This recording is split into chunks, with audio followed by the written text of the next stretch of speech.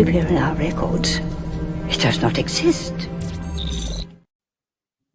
Hello, everyone. Welcome back to Tales from the Archives. We're missing a few people, but that's okay.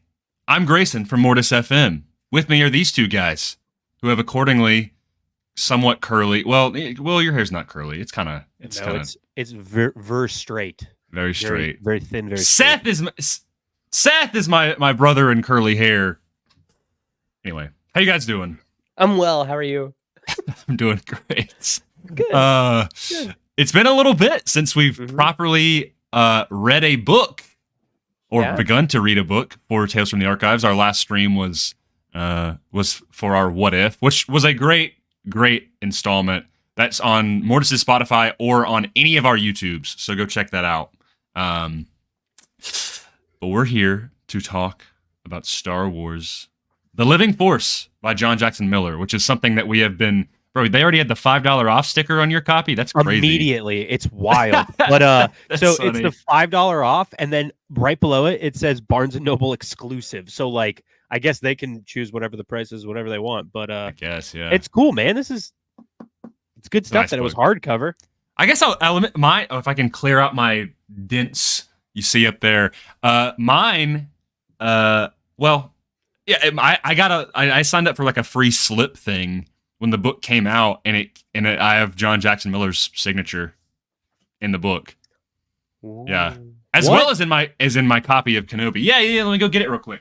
That's what I was gonna say. I was like, you've got double JJM signatures. Yeah, I do. The only thing that I don't have signed is the New Dawn, which I should because it's a painted book, but that's okay. Yeah, this is just my copy is not exclusive, but it came with a John Jackson Miller bookmark.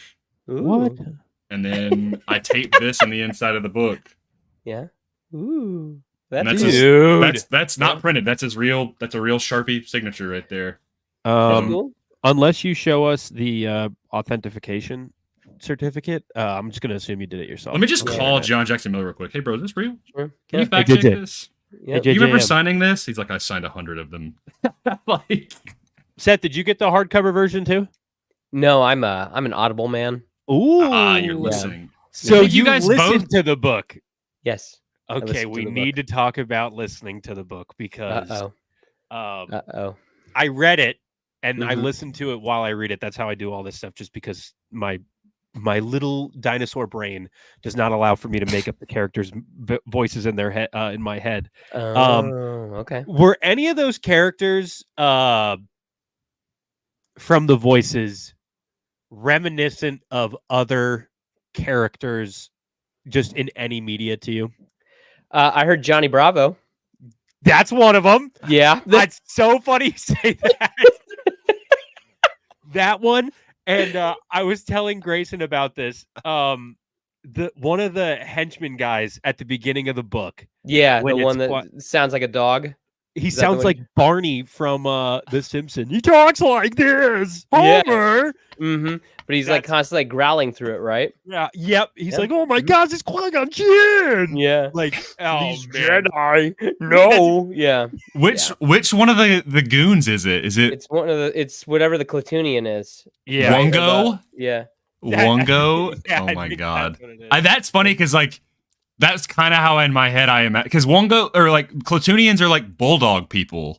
Yeah. So like that's how they talk. That's so funny. And I don't remember because those are all the species from the Mando episode of Book of Boba Fett that he dices up. They're all the bulldog alien species. Yeah. And I don't remember any of them talking, but in my head now they all sound like that. Sound like when he's dicing up, he's like, "Oh no, the Mandalorian." That's so fun. I do need to listen to it because I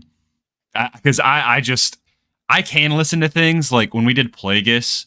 I got the audiobook as well as I was reading, so I was trying to listen as I was reading. But what happens is sometimes I'll pause because I'll be like, wait, like I don't understand. But granted, also audiobooks help give tone to lines. So sometimes I'll read a line and I'll be like, well, did they say that sarcastically?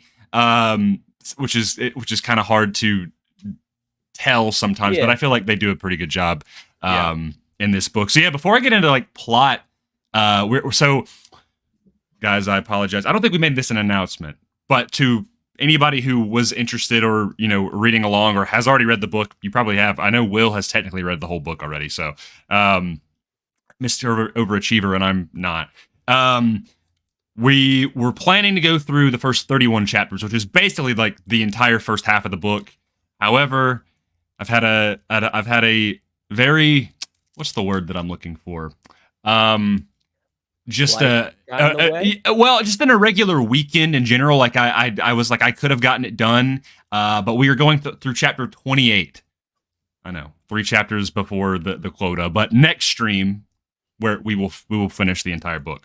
We'll make it up. Sometimes the living force has different plans. Exactly. True. Yeah. The cosmic force was saying 31, but the living force was saying 28. Be mindful of the living force. I guess I'm the living force because it was only my fault. These guys actually did their homework. So, and you know what it was? I told Will this the other day. It's because I made the dumb mistake. I was like, I'll just read another book. Like, I'll just read like a really quick book before this, which is like 170 pages. And it was a great book, High Republic book. However, prioritize your homework, kids. Yeah, could have got it done. Could have got there. And not that this is homework. We have established that or whatever. But yeah. So before I get into like kind of going through the actual plot, what have you get? What were you? Will, you've already finished the book. Seth, you've gone through the first 31 chapters. What do you guys think of this book so far?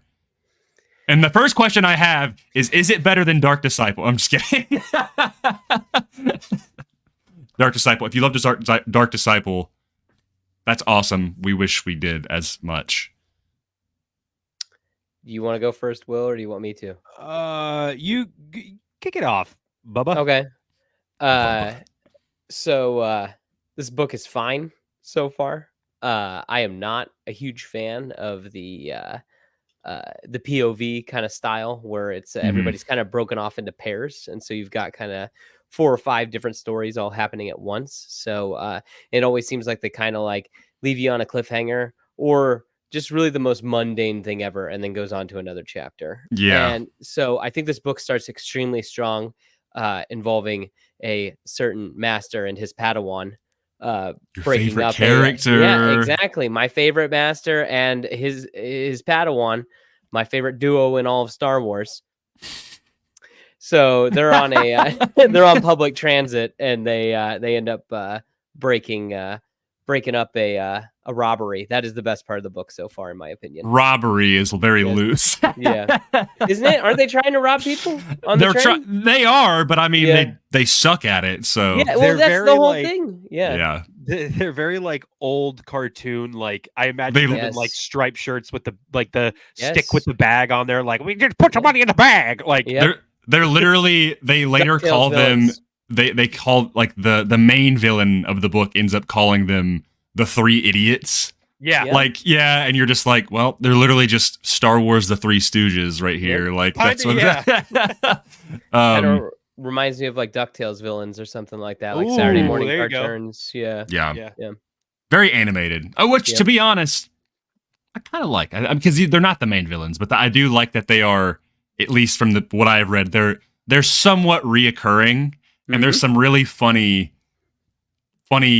gags in the book that I'm just like, that was clever. I was never upset when they showed up, I'll be honest, so far. Yeah. But so taking those first 3 chapters with them, 3 or 4 chapters with them, then all of a sudden I think it starts to tank after that. Like some interesting things happen, but then I'm just like, I don't really care about this planet and everybody going and all the Jedi will visit there. Like I was hoping there was a better reason that all the Jedi would have to go on one final mission or something like that, like the back of the book says. So, and then also I will admit, maybe I'm just a bad Star Wars fan, but I constantly have to keep referencing some of these Jedi Council members because like they'll say their names and I'm like, hold on, wait, which one is that? Because, like, again, you only see them in the background in Phantom Menace some of the time. Fake fan! I know all of them by heart! That's great. It's great Grayson for has you. a tattooed list on his forearm to go off of as an index key. There's 17, I think, total, like, There's a lot of main characters in this book. Like main character spotlights, and that's not. I don't think that's counting like the other like just weirdo characters that pop up that are also like they do the Star Wars book thing where they just give them a blurb of like this is Leo Pleblo and they're from this planet. Literally, yes. and they do that little like 3-sentence thing and you're like, okay, now I know a little bit about Leo Pleblo, and then they go off to the rest of the story. So it's like I guess I'll look that up on Wikipedia later. Well, the other thing is like towards the end today when I was listening, there was like one part where they started talking about different planets and systems and stuff like that. And I literally like stopped it and just stared at it. And my wife was like, what's wrong? I'm like, you don't understand. I know Star Wars. And that entire 2 sentences of stuff they were talking about, I don't have a clue. I don't have any idea. And I've liked this stuff since I was in 2nd grade. I don't have a clue what they were trying to convey right there about like the different planets or systems that I'm just like, what am I supposed to be doing? Having Wikipedia up and just referencing it as I'm reading? Like, I'm like, how does that help anyone? There is nothing. My thing with in the kind of the same vein is different species. Like I know a good bit of species, but there's a lot that I don't even. So they'll be like, here is a Iotrin, and I'm like, what is that? I was like, I don't know.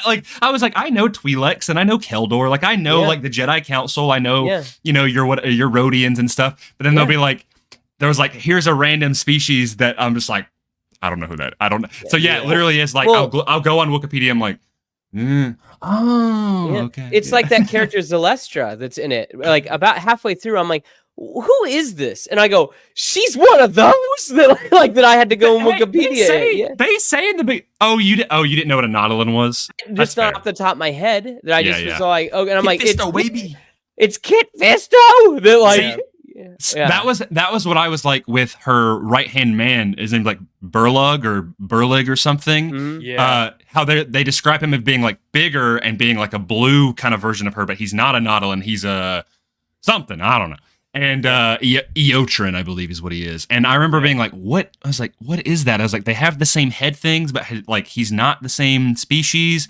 And I looked it up, and I was like, "Oh my god, it's that random species that you see in a 2-second cutscene of The Force Unleashed 2 in the arena on Cato Nemoidia." And I'm like, "Got it!" Like that, because I looked that up. I was like, "That's that weird guy that gets cut down by Rom Coda in 2 seconds flat in The Force Unleashed 2." So. There is, which I mean, I do like that it's not like, well, here's the same 7 aliens, but at the same time, like, have a reference in the back or something where I can. That I think is a huge thing that I think would be like, even in the High Republic, I feel like some of them, when you get like a deluxe edition, sometimes they have pictures of the characters, like an appendices or something. Or like the old Star Wars books where like you would go to the middle and then you would open it up and it would be like pictures of what's happening in Return of the Jedi, like as the book is going on. So you at least like have the characters. I think that would be immensely. But I mean, this one does have, and I know Seth, you said you read you listened to the Audible, but it does have like a really cool map. The map is dope. Quinn. Yeah. Where like where they're all yours is colored, bro. Yeah, dude. Gotta go to Barnes and Noble. Wait, is mine colored? I don't know. Is that only in the special edition, bro? I don't know, but then it's got this really cool poster too. Ooh, man, mine only has this. It's little and in black and white. Oh, bummer. Yours has like a whole like text. Okay, for full context, I'm about to start running, and Will knows this. I'm about to start running a Star Wars tabletop campaign for Edge of the Empire. And I'm putting this planet in my campaign because 1, it prevents me from having to make a map. And 2, because I just think it's a cool planet. I like the description of everything. Like it's interesting to me. And that map would be immensely helpful. I mean, I could probably just find someone who like scanned it, but. Yeah, I'm pretty sure it's online. But at least like that kind of stuff is super helpful for me because like I'm a very visual person. Mm-hmm. So for stuff like this, like, I just need it's like you were saying, Seth, of like, who is this person? That's literally what I was doing just with the front of the book the entire time. I'd be like, okay, that's Adigalia, and there's Adigalia. Now I have her face. Let's keep reading what's going on with Adigalia. I know. I feel bad that I'm like, dude, I guess I know the council better in episode 2 and 3. I was about to say it changes a little bit. It does, but like especially in this one, it's like what's the who was the we had a short that this week where is his name Oppo Rancisis? Oppo Rancisis. Yeah, Oppo Rancisis. Where like Connor was just like he said his name, and I'm just like I just stared. I'm like I don't know who that is. Like he's like. He later like says, the snake guy. I go, oh, okay. I'm sorry that I don't like. Yeah, it's insane. This book does that. What's funny is like for me, and I think I've talked to you guys about this before, maybe on an older episode, but like Lego Star Wars is so ingrained into how I see Star Wars in my head. So like that's how so many of us learned how to play, like how we learned the names and everything. Like I would never know who Coleman Trebor is without seeing the Coleman Trebor minifigure in my head first and then seeing his face afterwards. Like when I really started to get into this stuff outside of just playing like the complete saga, I'd be like, oh, okay, that's that guy. And this is the sound he makes when he dies. Like that's what goes through my head first. And then I can get these characters around. I had a Revenge of the Sith. Or no, it was a complete saga visual dictionary as a kid. I still have it like behind me. And that I would just sift through that. And that's why like when we finished Dark Disciple, I was like, oh, Living Force will be our next book. And obviously we kind of took a break because Bad Batch and now we're doing Acolyte stuff and everything. And I remember rattling off everybody on the cover and Connor being like, how do you know all their names? And I remember being like, I don't know, man. Like, why do I? Yeah. That, I will say that's helpful. Like, because I as soon as it goes to a chapter of like, oh, Eve Koth, I'm like, yeah, I know who that is. Opera Rancisis, I know who that is. Like, and that's just because I'm a loser. So what else are we doing? Because from what I remember, I'm like, okay, I'm trying to think which of these guys are not in the council in future movies, Clone Wars, and most of these people are like Sacitin and Oppo and all. Well, we don't really see much of Oppo Rancisis, but like all of them. But I'm like, but you have Kit Fisto, who's not in this, right? Like, and I believe, if I'm not mistaken, Kit Fisto's not on the council. He isn't on the council. I don't believe they added a bunch of because Ayla Secura's not on the council either. Yeah, they I didn't think about that. These like extra people that just are like, hey, we're generals now. And then you immediately think of, at least for me, in Revenge of the Sith, like the Jedi that go with Mace Windu to kill Palpatine. You're like, oh, of course they're all council members, but Kit Fisto's there and he's not. No, and just the Jedi Master, man. Yeah, but I mean, yeah. I guess all of those people that are in this book are. Well, the only thing is, I can't. Yeah, where is Uriel Poof? He's dead. When did he die? He dies from Jango Fett in the Legends. What? I think he does. See, Seth, you saying I know all this stuff. You're like I'm a terrible Star Wars fan, but I know this casual fact. I'm pretty sure he gets killed by Jango Fett, or like I'm looking it up. He gets killed. To my head, I would have never. The funeral of Yariel Fett's like involved in, is involved with it because it's like in a comic or something. A comic book. I wonder if that stays, if that resides to be the same in canon. Okay, so the funeral of Yariel Poof took place after Master Poof sacrificed himself in order to protect Coruscant from Ashar Korda and Onu Dot Radical. Poof's body was recovered after he was stabbed by Korda, who also died from his injuries. His remains were brought into the temple and brought to the Jedi Pyre for the service. The Jedi High Council, Obi-Wan Kenobi and his apprentice Anakin Skywalker, and the three. It's Quirmian. Cormian. That's so Star Wars. Jedi Kindi Ya, Vinyaska, and Lu Raylo were present. Raylo, with Mace Windu eulogizing. So, yeah. Interesting. Yeah. Okay. Well, but when you go down to notes and references, one of the notes and references on Wikipedia is Star Wars Zam Wessel. Yes, because I know Boba Fett, or I know Jango and Zam were involved in something with it. So that's in the comics and canon. I saw the frames of they're there when he's fighting and all that. Maybe it happened. So it says appearances, first appearance, and this is just of, because the way Wikipedia does stuff sometimes is love you, but like a little sometimes it can get confusing. Funeral of Yariel Poof. It says the first appearance, I'm assuming, of that funeral is in Star Wars Zam Wesell, like the story, the novel. Gotcha. Is it a It's a comic. It looks a comic. Yeah, was it like a one-shot comic or something? It's the Dark Horse days of stuff. So one-shot prestige trade paperback published in 2002. It continued the story from Star Wars Jango Fett. There you go. Wait, am I looking at? I'm not looking at Legends, because I would say in Legends he's involved in the Yin-Shori uprising, which was from, if you remember, was referenced in Plagueis. Yeah. Yeah. So he gets killed by that in Legend. I don't know, man. So who replaces Yarl Poof in the Council in Attack of the Clones? Isn't it Dinosaur Guy who gets gunned down by Jango Fett? Is it Coleman Trebor, or is it another? Trebor? Is that Dinosaur Guy that gets gunned down by Jango Fett? That's Coleman Trebor, but there's two of those guys. Why does he have a human name? That's insane. Coleman Reese. His name is Steve Smith. Exactly. Jedi High If you go Council. if you type in Jedi Council on Wikipedia, it'll show you who replaced who and stuff. Okay. Yeah, because that's how I went down the rabbit hole. And I'm like, wait, what happened to my boy Yariel? Yeah. Like, that's so fascinating. Yeah, I want to see not the Old Republic era, not the High Republic era. That was when I was reading when I was reading like the High Republic book, like there was one part that there's a council meeting and Oppo and Yariel are in the council. Yeah. And I remember being like, oh, sure. And then they were like, here's Acolyte. all the 8 other people, and I was like, That's I don't who I want even to know. show up in the Acolyte now. Yariel Poof. I'd rather have a hot take, rather have Yariel and Oppo than Yoda. Yeah, sorry, guys. Exactly. Get Yariel Poof up in here.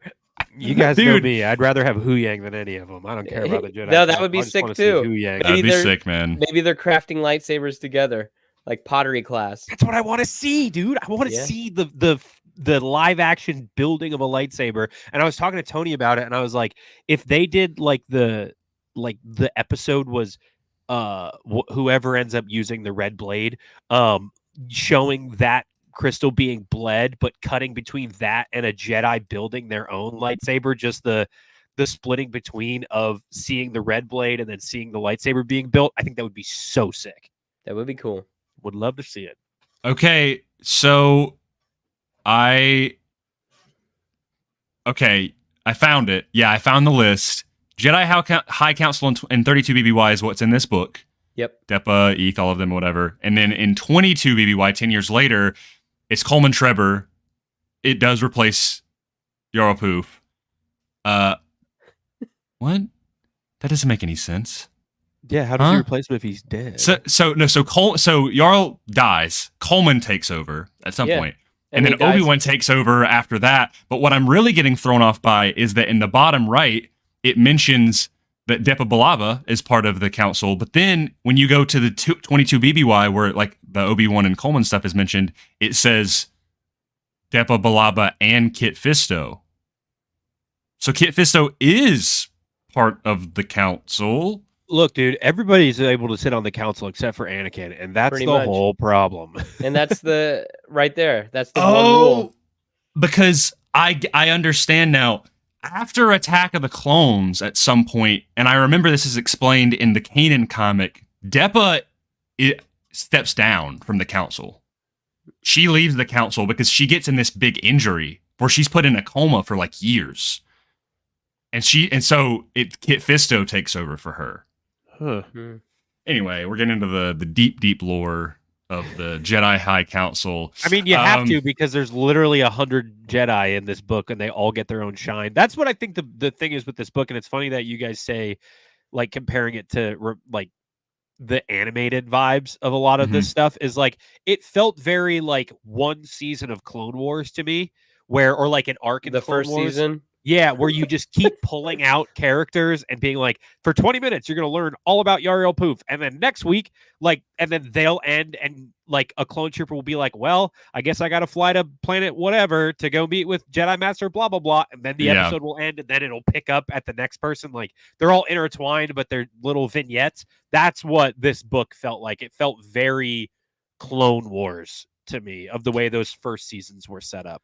Yeah, I was gonna say, I was like, I feel this is one book that when I'm reading it, I feel like it weirdly feels more like I'm watching like an arc or something of Clone Wars, like more than like when we read Dark Disciple, where I was like, yeah, this at least feels more like the narrative is clear to me. Yes, there's all these moving pieces because there's all of these different characters, and that's like, Seth, I agree with you. Like, it can sometimes get frustrating. Not frustrating in like I don't think it's John Jackson Miller's fault or anything, but because of the nature of the story, right? Like, you know, you're balancing all these Jedi Council members and the villain and, you know, whatever, like all these other characters. So like you said, it's like anywhere from like 15-ish characters that you're all balancing.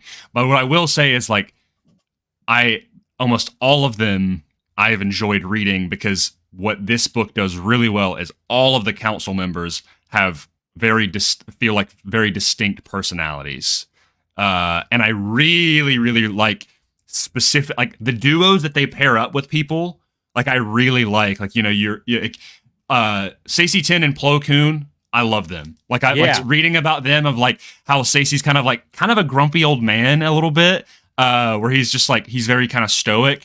And then Plo being kind of more wizened, and then them kind of having that back and forth. Or like Ki-Adi-Mundi and Yarael Poof early in the book when they're training those younglings. And Yarael Poof is like very popular with the kids.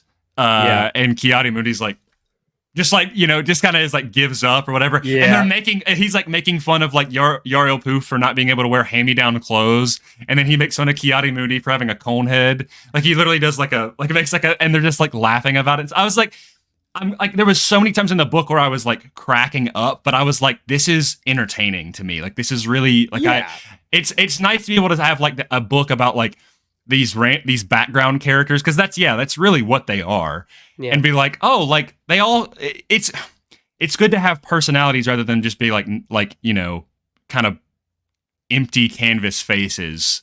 So I do like that about this book. But it is not, in my opinion, I do not view this book as like quintessential reading. It's just like, do you want to read more about the council and kind of see what they were like, what they were kind of doing before the Phantom Menace? Then you'll be very interested in this book, because it's a fun. That's what I'll say is, out of the books we have read thus far, which is only technically our third book, this book is fun.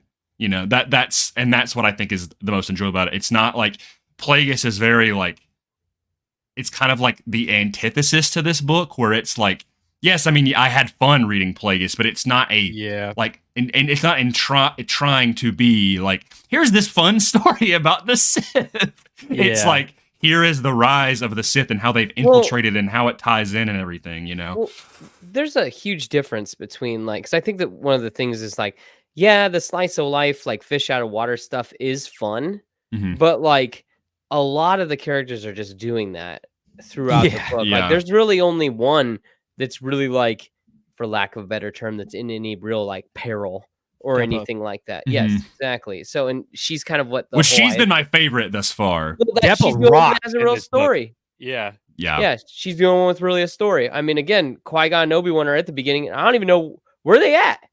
What are they waiting on? How is everybody there? And they're not there yet. From what I remember, literally the last thing that gets mentioned is Eth Koth calls Obi-Wan, and he's like, yo, what y'all doing? And he's like, we just hanging out, bro. And he's like, can you help me search all these books? And Obi-Wan's like, oh, God. He's like, get Qui-Gon in here too. We need to look for these books, man. And he's like, okay. Like, and honestly, that's kind of funny. Like, is that when one of the Jedi poetry books is talked about? Because there's one book that's referenced that I looked up, and it's one of the books that Luke actually has in Episode 8 in the tree. Really? Yeah. So it's cool that they like. I'm pretty sure it's that point where they're talking about, they're like listing all those books. I'm pretty sure it's that point, because I went and searched it because I was like, it seems like something that would not just be. It doesn't seem like something that John Jackson Miller would just throw in there. Yeah. That it had like such a prominent name, but it's one of the books it's one of the ancient Jedi texts, the sacred Jedi texts that he's pointing at. Because you're a little, I mean, you've obviously read further than I. The only one that he found thus far that I've read was like some Jedi master who like wrote about fishing or something. A data pad. Yeah, it was a data. It was like a little thing that he found, and it was like it literally was just about his adventures fishing on Quinn. And you're like, that's kind of funny. To quote George Lucas, I may have gone too far. So apologize. No, it doesn't spoil anything. I was going to say a book later on that the book references a book. There's a lot of really cool connections in here. Like I have a list before I kind of. Well, maybe I should just go ahead and get into the plot so we can go and it, honestly, like the details are not super comprehensive. Like I don't anticipate this being a very like in-depth talk about the Force and stuff, but it's just fun to kind of talk about. So I did the first 28 chapters, and I'll go through in kind of chunks like I normally do, not like 1 or 2 chapters at a time. So Seth already kind of narrated or explained this a little bit, but yeah, the opening of the book is chapters 1 and 2. Qui-Gon and Obi-Wan, basically they stop this amateur hijacking on this ship called the Regal Zephyr, and they speak with the locals on the ship and find that many of them are upset with the Jedi leaving these outposts in what was called the Slice, which is like this kind of small part of the galaxy, and the Jedi are like closing down these outposts from the High Republic era and things. You know, they're downsizing, kind of on orders of the Senate and the Chancellor. But Qui-Gon, he makes a promise to help them directly. You know, he's trying to listen to their pleas. You know, they're not quite refugees, but they are people who are in need. So anyway, Qui-Gon is a villain, according to Seth. I'm just kidding. I'm sorry. I had to. We'll get into it later. Chapter 3. Qui-Gon's the best part of this book. He's pretty good. He's not in it a whole lot, right? So far for me. Does he actually show back up? He's the best part of this book. Does he actually show back up? Well, that would be a spoiler, wouldn't it? So, well, I feel like you could at least tell me that he's there. Do you want to see more Qui-Gon Jinn? I mean, if he's the best part of the book. Why don't I tell you after we're not on stream for everybody else? Spoilers. Right. Hate to ruin it. Yeah. Chapter 3. Come back for part 2 if you want more Qui-Gon Jinn. Everybody's favorite Jedi. Seth's favorite. I mean, sorry. I mean, also Will. I meant Will, but maybe Seth's favorite too. You never know. Turn a new leaf. I think he is. Chapter 3. Ethkoth and Qui-Gon look over some of the small objects from one of the outposts on Ord Janak, or Janik or whatever, and realize it's been basically vacant for years at a time. And then Plo and Saci work on a ship. They're like upgrading a bunch of the ships for the Jedi, which is really funny. And Obi-Wan asks, Plo gets like covered in grease, right? He in coolant, yeah, which is really funny. And then Obi-Wan pulls up and he asks for their aid, and so one of those, like, I don't remember the guy's name. I think it's like something. It's like with an H or something. He's basically like, hey, I have a buddy who owns a luxury bus. He owes me a favor. Will that work? And he's like, okay. So they use that to like transport the people from the Regal Zephyr that arrived on Coruscant. Chapter 4, we kind of switch over to the villain's perspective. Zalastra, who is this, she is the leader of the Riftwalker gang, and she is a Nautolan, so Kit Fisto. In my head, Zalastra looked like, just because I couldn't think of another Nautolan, like Cage from Jedi Survivor. That's what I saw. Yeah, remember the bounty hunter? Oh yeah, I forgot about her. Yeah, she's the bounty hunter. She's got the Cad Bane hat with the goggles on it. And, she sucks. Spoiler alert: when Boba Fett shows up, he's the one who goes after her. Sorry if you haven't played the game yet, but dude, what are you gonna do? Hot take: the best Boba Fett scene we've ever gotten in canon, which is really sad. Really cool, cool Boba Fett scene. Other than Mando season 2 when he wrecks those troopers' faces, but anyway, it's really cool. It's really good. Yeah. Seth, you got to watch. Have you seen that scene, Seth? I have, but I don't remember. Like, I remember it being cool, but I'm just kind of like, guys. I mean, like, it's pretty. I think that he has a couple cool scenes in the movies. Oh yeah. I think for me that was yes. He is cool. That Boba Fett scene was like kind of what we got in Mando season 2, but if it was before he got eaten by the Sarlacc. It's like that was like prime Boba. Yeah. Because he's that's like he's got one focus, and that focus is to get the job done. Yeah. So that it was pretty cool. Mm-hmm. We'll have to have a debate about this, Seth, later, because I want to know what moments you think Boba Fett's cool in the movies. But I digress. I'll take the L. So yes, they repossessed this ship that they had stolen. The pilot had like basically hidden on the ship to try to get it back. And they zap her after they kind of whatever. Anyway, but there's a young girl named Kyla. Who is working for them. She's like a 12-year-old girl, and she finds something in the hold of the ship. What will it be? Well, you find out here in 2 more chapters. Chapter 5, Qui-Gon finds Yaddle sifting through legal claims regarding the Jedi, which is really funny. There was, which I gotta mention, like one of the ones was like a Padawan or something was like riding a taxi, and he like accidentally turned on his lightsaber, and it like killed took out the droid or something and made it crash into a festival. And I was like, that is hilarious. Like, that's really funny. Mm-hmm. So high school. Like all of this is like the Jedi in college. Like when Saved by the Bell like graduated high school, and it's like Saved by the Bell the college years. This is what this feels like. It's like, oh, the Jedi Council, the college years. Like this is that's exactly what this feels like to me, with all of these different perspectives. And like, I guess with the Acolyte, it's so big right now is to talk about like the Jedi slipping and losing their grip on the galaxy and losing their grip on their own philosophy. But like for them to for this to be what the book is about, and there's a whole Palpatine going on, right? Because this is like Plagueis is alive. He's around. And Palpatine's, I was going to say, and Palpatine's in this book. Yeah. There's like a moment, and I'll get to it here in just a second. He's talking to Adigalia because Chancellor Valorum has the room painted blue, and he's like, I've always wondered what it would be like if it was red. Yeah. And you're like, oh, Palpatine, slide on. What if it was more evil? Foreshadowing, kids. Yes, foreshadowing. Also, when right before they purge, you know what? I'll make that joke here in a second, because this is Seth. You told me about this, which is really funny.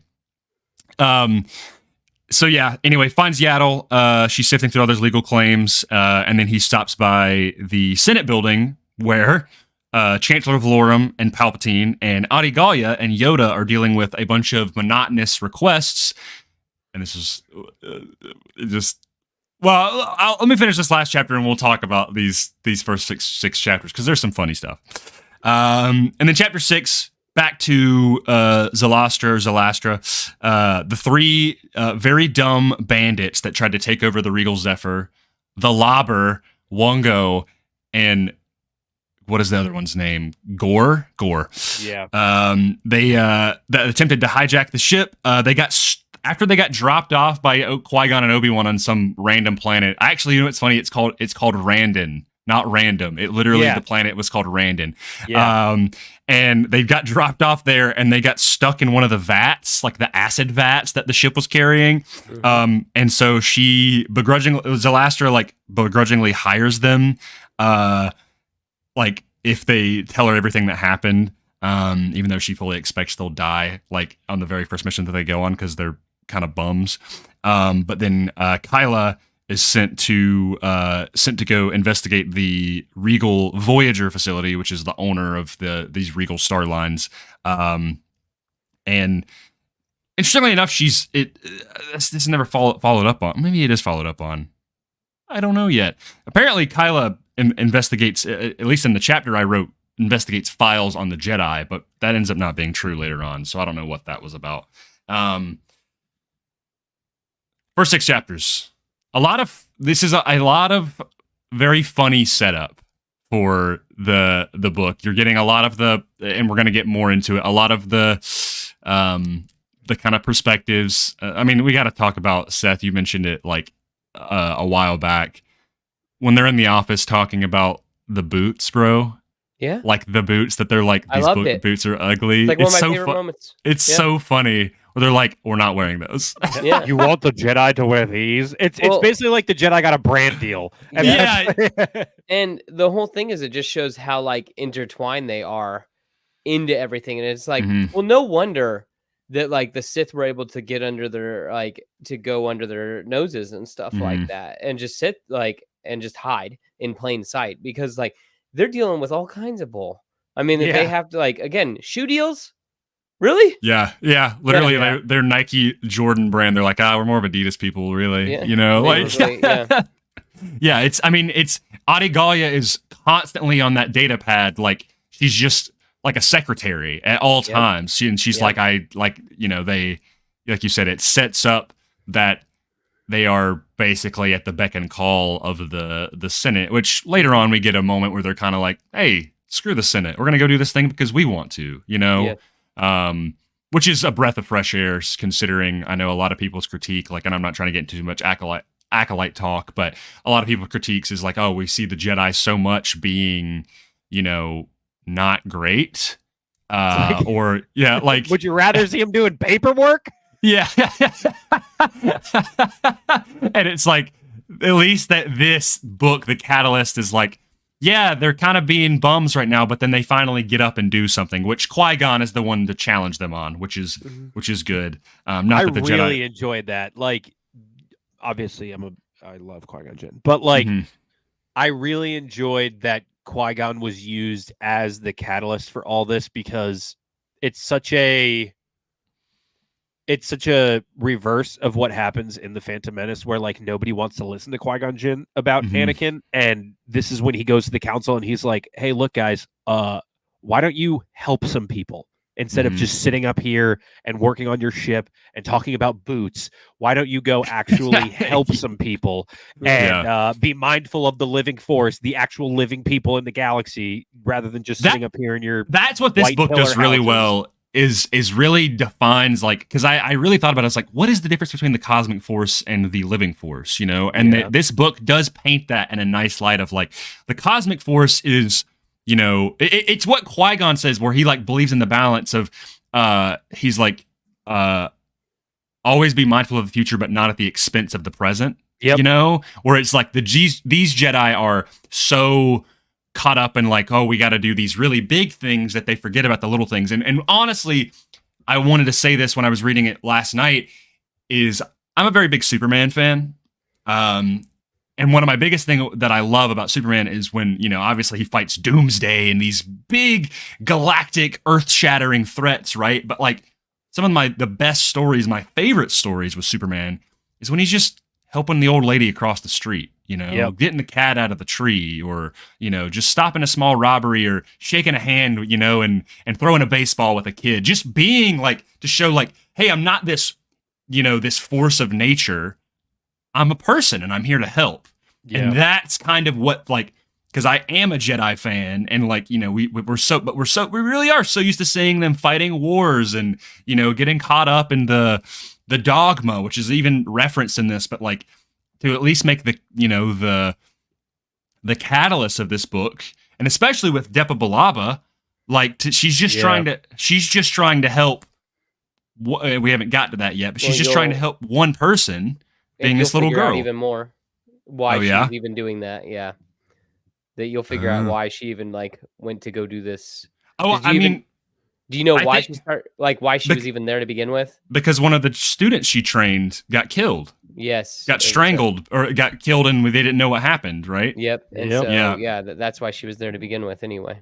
A search to figure out who's killing Jedi. Wonder where we've seen that before. And ain't nothing new. Which I guess this came out, but yeah. Can I ask you guys a question? Go for it. Shoot. Because Grayson, you just brought up a point where you're like, we usually see the Jedi as, I mean, so much of what we've seen of the Jedi during this time, or like, I guess around this era, is when it gets into the Clone Wars and Attack of the Clones, and then all the way up until Revenge of the Sith. Like, they are soldiers, they are generals. Yeah. At what point before Attack of the Clones do the Jedi learn warfare tactics? They don't. That's the whole thing. But that's my question is like when it gets to the Clone Wars, they're all generals and like well they get forced into that. I feel like it's not they also have to like be able to like talk like understand how to set up like blockades and understand like how to move an army around and where the army needs to go, or were they just I guess do you for think me that watching the Clone Wars I've always do you honestly like well because like Anakin was so well versed in like being able to understand like the thing I think of is with the Gendy episode where Anakin he goes into the base. He's like, I know how we're gonna get in there, and he's eating the worms. Like he understands. Like they all understand strategy and defeating the enemy. And I know they're droids, but like I don't know. I just always thought of them like it's so funny that they're war generals. And maybe you're right, Seth. Of like, do they ever? Really... I like my only comment on that is I just assume. I mean, they have literally an army that's bred for all of this. That's kind of helping, and all they're doing is just advising. Like, yeah, they're being the generals, like they're the final say. But I assume, like when they're in the war room, that like I would hope that they would listen to their to the captains and the other commanders and stuff like that. Like Rex is more the one who's understanding the warfare aspect. Yes, exactly. Where it's like, yeah, we need to be doing. And then like by that time in Gendy, I mean, that was towards the end of the Clone Wars. Like at that point, they should know. Like that's why I think too that like you look at Obi-Wan. He is a very out of pocket, he's the negotiator. He has a very out of pocket like way of dealing with a battle. I'm just going to go sit and distract and then let the soldiers do their thing. Mm-hmm. Yeah. Yeah. I mean, they do study though their entire life. Like even if they don't use it, they do study strategy and how to fight. Like it's even said in this book that Plo Koon is someone he understands space strategy. So that's my question is stuff like that where like, I mean, Jedi have fought in wars prior to the Clone Wars. Yes, the Sith have been extinct for a long time. There was the very good point. It's mentioned in canon. Well, of course, they fight in the High Republic. They fight the Nihil, which was not. I mean, not super long, but I mean, it was a good bit of time before this, but still like before the Acolyte.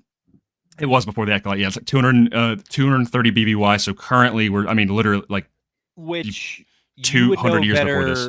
Than I would, because you're the High Republic aficionado now, but like the Nihil, how do you say either it? Interchangeable, the Nihil, the Nile, the Nile they're River. The reason why the Jedi pull back so much from all of these temples, right? And because there's that big exodus back to Coruscant where, at least from the stuff I've learned about, they kind of force them. They're like, all the Jedi need to come back to Coruscant. We need to regroup.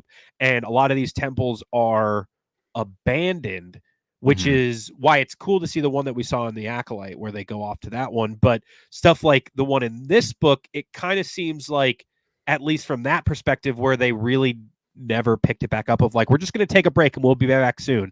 But it's kind of like if you go buy a mattress plus and you're like, there's nobody ever buying mattresses in there. That's just an empty bit. Like whoever goes by it, that's what the Jedi temples seem like at this point, to the point where you get to Rebels and the original trilogy and Luke is going to all these empty buildings. It's like they've kind of been empty for a long time is what it feels like. Yeah. I mean, even for him, they've been empty for a long time. I think so. I mean, technically the High Republic era is not done yet. We still have, I believe it will finish like all of the main books and whatnot will finish this year. The third phase is the second adult book in the third phase of the High Republic just dropped days ago.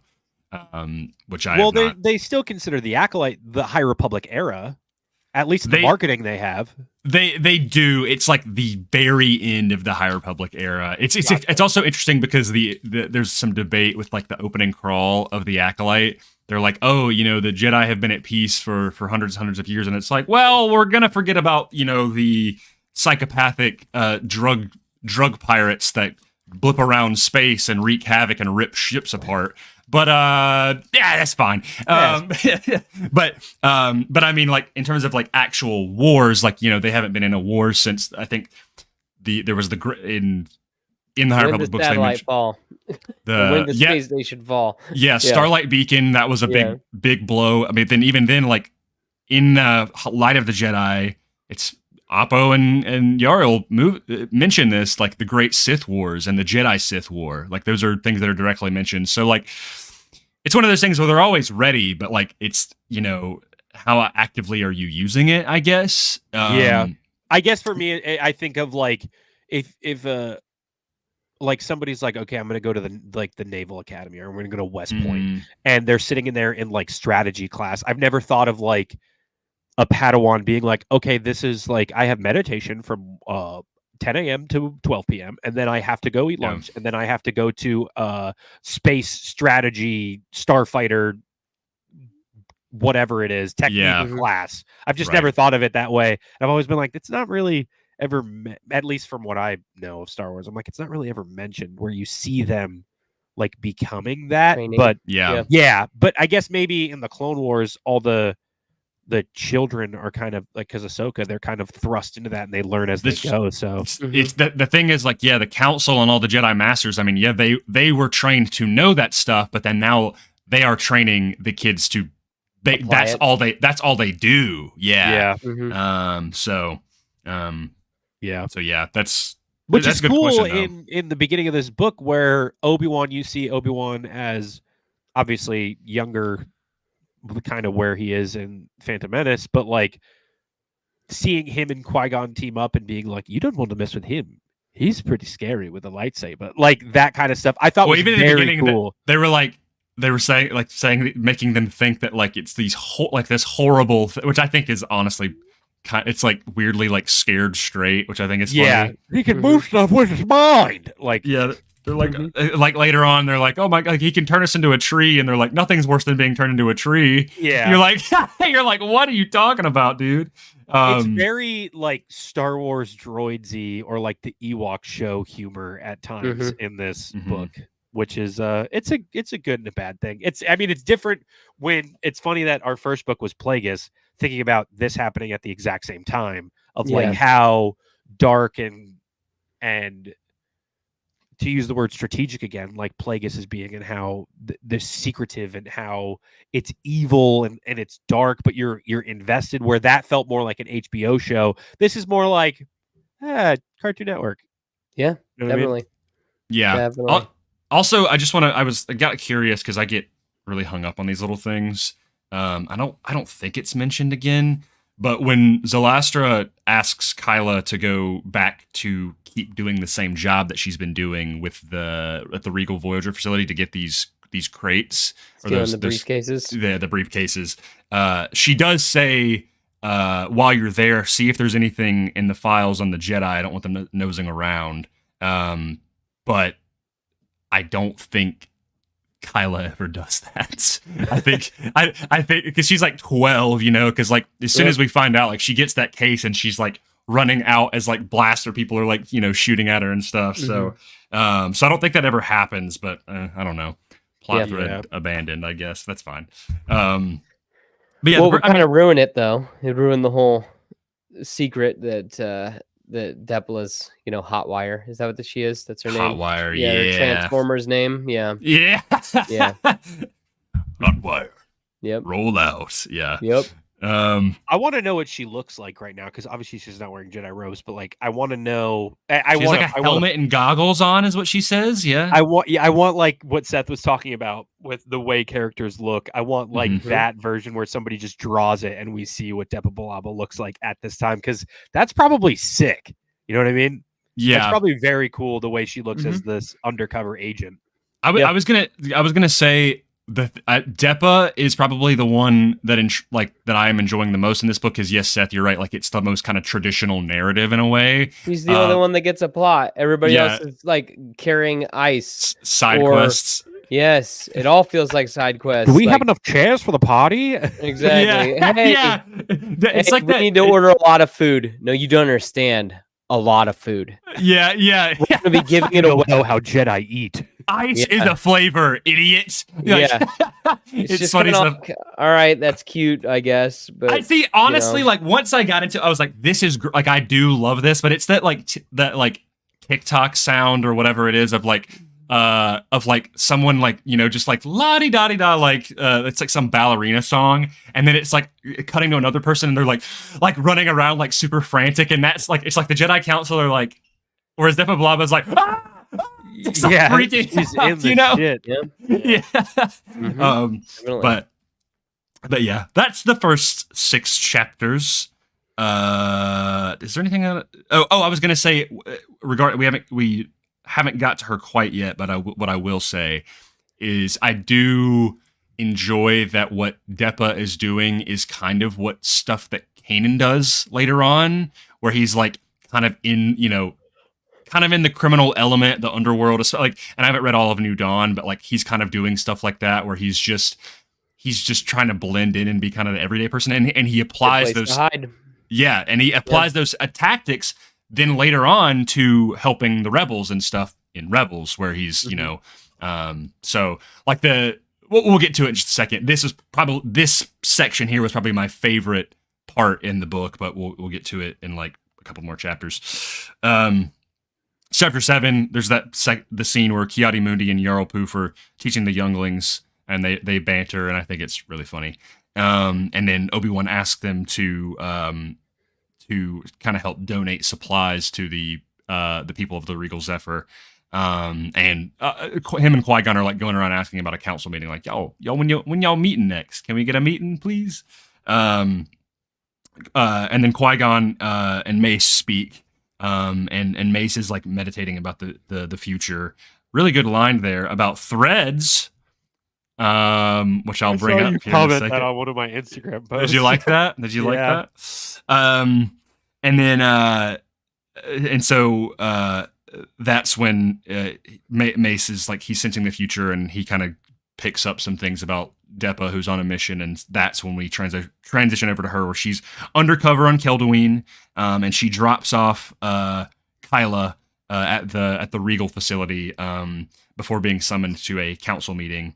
And then this is where we kind of get like not the climax, but like the catalyst, where chapters 8 and 9, Qui-Gon pleads for the Jedi to be more personable and to prove to people that they care on a very small level. He says like, help one person. A Jedi needs no permission for that. Yeah. And the council takes into consideration his request before Adigalia mentions a list of like closures that are recommended. And one of them is Quinn, which is a very renowned Jedi outpost. Was one of the great works during the High Republic era, and they ultimately decide like we don't know if we're gonna shut it down yet, but we're gonna go there. We're gonna celebrate its 200-year anniversary, and kind of maybe change its fate, and meet the people where they're at. It reminded me a lot of like the beginning of Lord of the Rings with the birthday party. Like that's what I was envisioning in my head, where like all setting up for that and everything. That's what I was thinking. We're just like everybody's there. It was look, with a book like this, if you were to be like, oh, what's your favorite point in Star Wars? And anybody will give you an answer, and it could be a million different things. And then you go, okay, well, do you want to hear about the Jedi Council going on the equivalent of a space cruise and then throwing a big party? People would be like, what? Just because... You know what the pitch of this book was, right? Like John Jackson Miller said this like outspokenly. He was like, the Jedi Council go on spring break. That's literally what he said. And I was like, that's pretty funny, man. It's funny. And as much as it is like, look, this doesn't have like the biggest implications for what goes on. This isn't something where like you're reading a chapter and you go, whoa, that's why in Return of the Jedi, this blah, blah. It's not really that kind of book, but it is world building. And like I said, the biggest thing with this book is learning about how the Jedi are so focused on everything else other than what the Jedi claim that they are actually focused on. Like, if you were to ask any one of these council members what their focus is, it would not be any of the weird half work that they're doing, where they're just doing busy work and paperwork and fixing ships and throwing parties and stuff like this. Like, none of this is what the Jedi claim to be about. Like, you won't find any of this in the Jedi Code, but it is cool that you get their perspectives, because Yoda through this whole thing is like, he's like, yeah, for 800 years we've been doing stuff like this, and I can't believe we're still doing it. And for him to be paired up, he's paired up with Adigalia, right? Yeah. For him to be paired up with Adigalia's like freaking out the entire time of like, yeah, she's this is her first run around with all this stuff, so she's trying to make sure. Yoda's just like, it really is where like, it's a different perspective for Yoda, I feel, where he's more like, we just keep going around in circles. It's kind of like nihilist Yoda. For some point, he's like, we just keep doing the same stuff over and over again. Like, just be focused on where you are. It's like 900 years, we just keep doing stuff like that. It's just funny to me to see Yoda not as like the wise sage old man, and he does still have those points in this book, but like, there's so much stuff where he's just like, yep, we just gotta keep doing it. Keep it on. Yes. Yeah. It's what we're supposed to do. I like, there's a little bit of setup later on. It's like actually in one of the more recent chapters that I read today, but like when they're trying to figure out on Quinn, like where they can hold the celebration at. And he's talking to that Celestin guy about, and there's like, that to me was a really good moment of Yoda where you can tell the guy's downtrodden and, hanging out in the park. Yeah, going in the park, he's looking at the sunset, but he's kind of looking down, and he finds out that his father is sick, and like he got basically taken out of the hospital. Like, there's nothing really they can do for him. But then also figuring out like, oh, there's like he might be getting in some shady business because of this, right? Maybe trying to support it. And I'm just like, I like seeing Yoda be kind of like the friendly old man on the bench, of like. Being like, well, what's going on? I've got the sage wisdom, so he's a listener in that moment rather than the guy who's giving the advice. It's cool that he's able to do that. That's like, look, Yoda gets a lot of crap from people of like, oh well, he was disillusioned, he was in charge of everybody, and then all of this happened. Like, it was Yoda's fault. He's but a like, warmonger. Yeah. When you look at the council of like people who are trying to do the morally correct thing, I always feel like, as opposed to somebody like Mace Windu, who's like, well, this is what we have to do because it's the rules. Yoda's more like, well, let's do the right thing in this moment, where that's why he's at the top. And obviously because he's been alive for 1 million years, so they could just ask him what happened 200 years ago. Be like, hey, what happened 300 years ago? Does this ring a bell? Does this kind of like what we're doing right now? And he's got so much wisdom because of his lifespan. But like, I do like as he gets older, that he's more of like the sit and listen kind of guy. But then you see him in the Clone Wars, and he's still doing like, I mean, the first episode of the Clone Wars is him slicing and dicing, especially in Attack of the Clones when he has to. But I think I prefer this version of Yoda where he's just kind of the Dagobah sit and listen. Yeah. Oh, that's what you think? Well, it might actually be like this, and why don't you think about that? Like, that kind of Yoda is more my speed, what I enjoy. Yeah. Yeah, I agree. I think there's a lot of moments like that in the book. Like, I get the feeling that Seth does not like this book. I get the feeling that you think fine means like, nah. I mean, again, like, I only like part of the stories. That's the problem. That I'm just kind of like, yeah, I can get that. Like, there's fun moments and stuff like that, but I feel like even those are kind of few and far between. Like, I don't like, like that. That's kind of where I'm at with it. I'm hoping that it all, and like, I don't know, we haven't even mentioned Mace Windu hardly. Like, I was about to say, what's his adventure? Cool, he's hanging out with someone who's somehow more of a jerk than he is. Like, whoa. Yeah, that guy sucks. Wow. Yeah, that guy sucks. Yeah. So he's like, run around, children, little General Veers, you idiots. Which just kills me, bro. Yeah. Basically. Yeah. Also, the villain isn't really like, and I mean, continuing as the book goes on, but like, I feel like the villain who is kind of like who they're, if you like the main bad guy, because Star Wars always needs a bad guy, with Zalastra is like, she's kind of overlooked a lot of the book. Where she's just there, and she's only in one part of the story. Other than that, we're figuring out droid droids taking taxi cab drivers' jobs or someone dropped. Okay, but I love that. Like, I thought that was great. I'm just saying that, like, it's all these baby problems and they're trying to fix the planet kind of on the streets. Yeah. It just reminds me of like an 80s, like, I don't know, like an 80s, like PSA movie where it's like, guys, gather round. You know, let's go pick up some trash. Let's go talk to someone. Like, it's just like, you know what? Outside those doors, you can make a difference. Yeah. We're the Planeteers. You can be one too. Let's save the planet. Yeah, it just feels like that. And it's like, that's fine. I guess, like, I was excited when you guys, like, advertised the book. I'm like, cool. This is the Jedi, like, this is the Jedi on their last mission before episode 1. Maybe something horrible, crazy happens. Yeah. It kind of, like, makes them go, oh, well, we're not just going to do this anymore. No, apparently we're just going on spring break.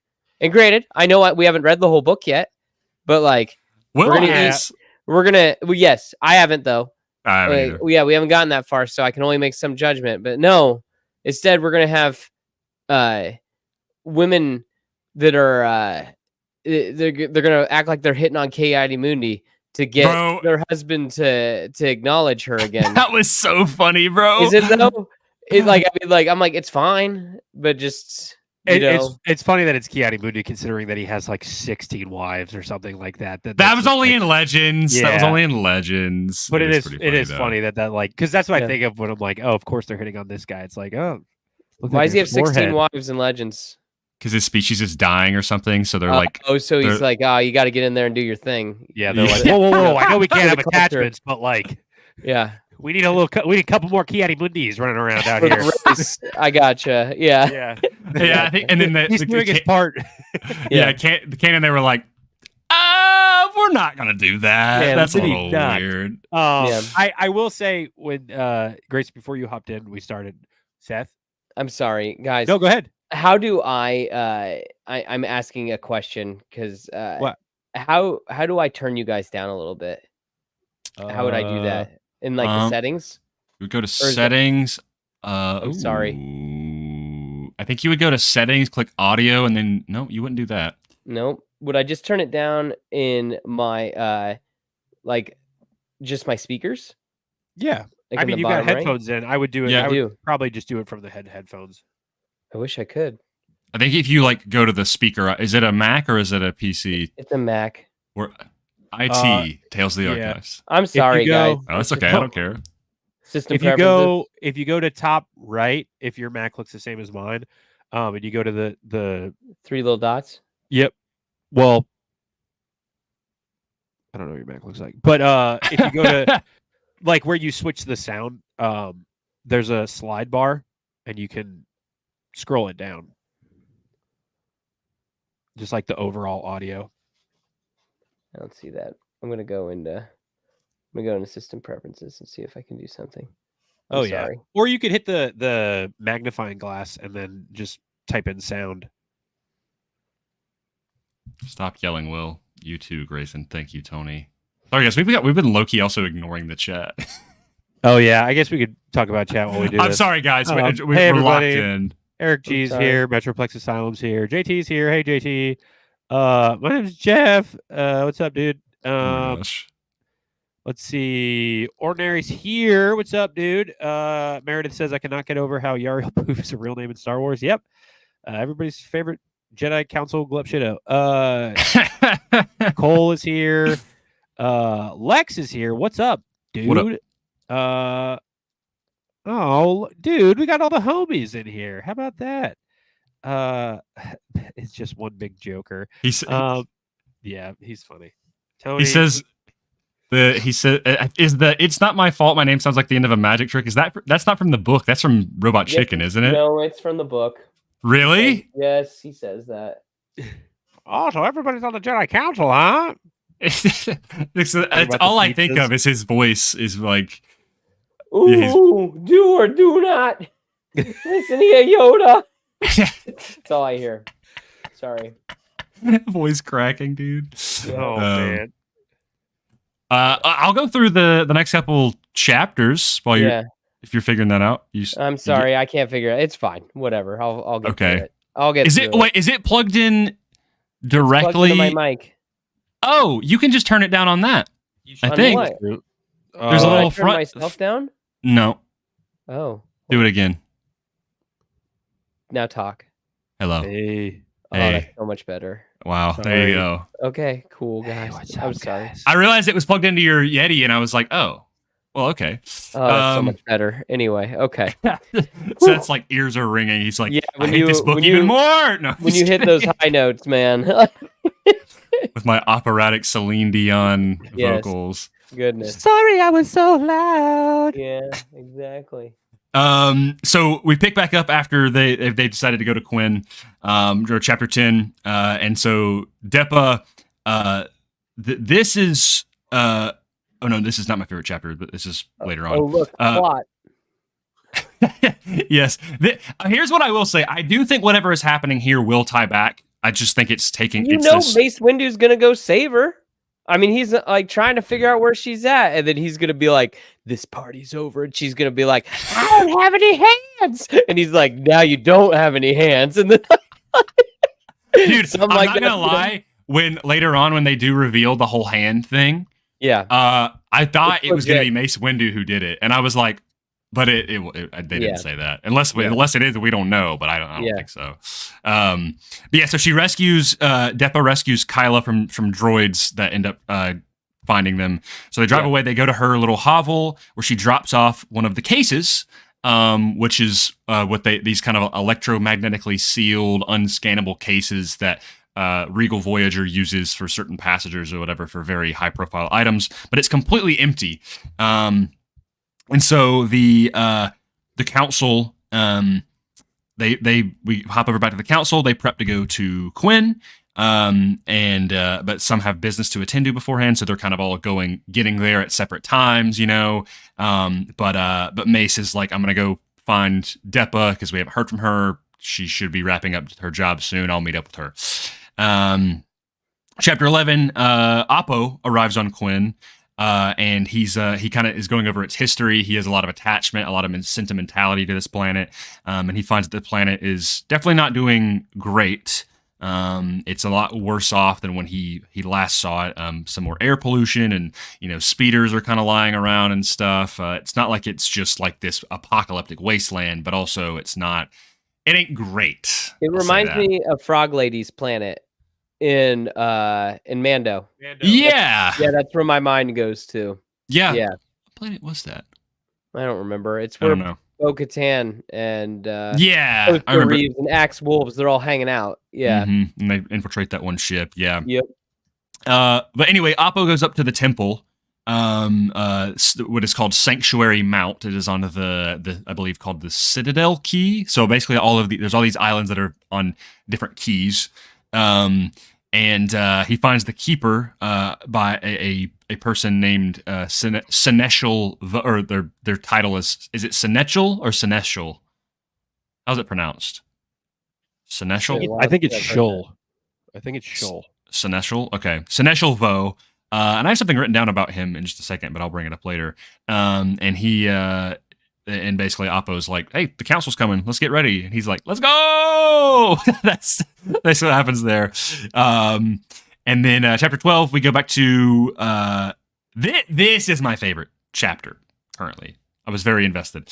Chapter 12, Depa and Kyla, they end up stealing another case. They kind of do some more tactics, but then they get ambushed by one of the opposing gangs, the Staved Skulls, which is a cool name, by the way, cool design. They have these like spikes in their head. I was like, that's cool, very Star Wars. But anyway, they're kind of cornered by these guys. And then Zalastra and the Riftwalkers end up saving them. But Depa, what she does, to leverage getting into the gang, to try to get more information about what they're doing, she kind of sneakily relocks all of the crates, and she's like, hey, I'll work for you guys, and I'll unlock one of these crates because you need them. You won't be able to get into them without me, and one a day, I'll give you one. Let me stick around. And so, but the very last one, the fifth one, she puts her saber and her comlink in it, so that way when they pat her down, they won't be able to find anything. And so it's so 80s. Yep. Yep, and like Mason D's trying to get a hold of her, but it's in the sealed case, and she can't open it now for 5 days. It's super MacGyver. Yeah, definitely. Yeah. So that's where that ends off, and then I'll stick with this chapter because I'm losing remember how many I'm doing right now. But Evan Peel, chapter 13, he goes to one of the keys, and this is kind of funny. He finds that like there's a school that's basically inoperable. It's like basically like an inner city school. Like these kids are like, it's like the teachers aren't really there. They're not getting fed. The discipline officer or whatever or whoever he is like quits as soon as Evan Peel walks up. He's like, yep, I just quit. They kind of have a little bit of a bout before Evan Peel he ends up feeding them because he came from a planet that has a lot of food for the system. And he's like, I'll teach you guys some stuff about the Jedi, which is pretty funny. And it's funny to think because I think Evan Peel has a Scottish accent in the Clone Wars.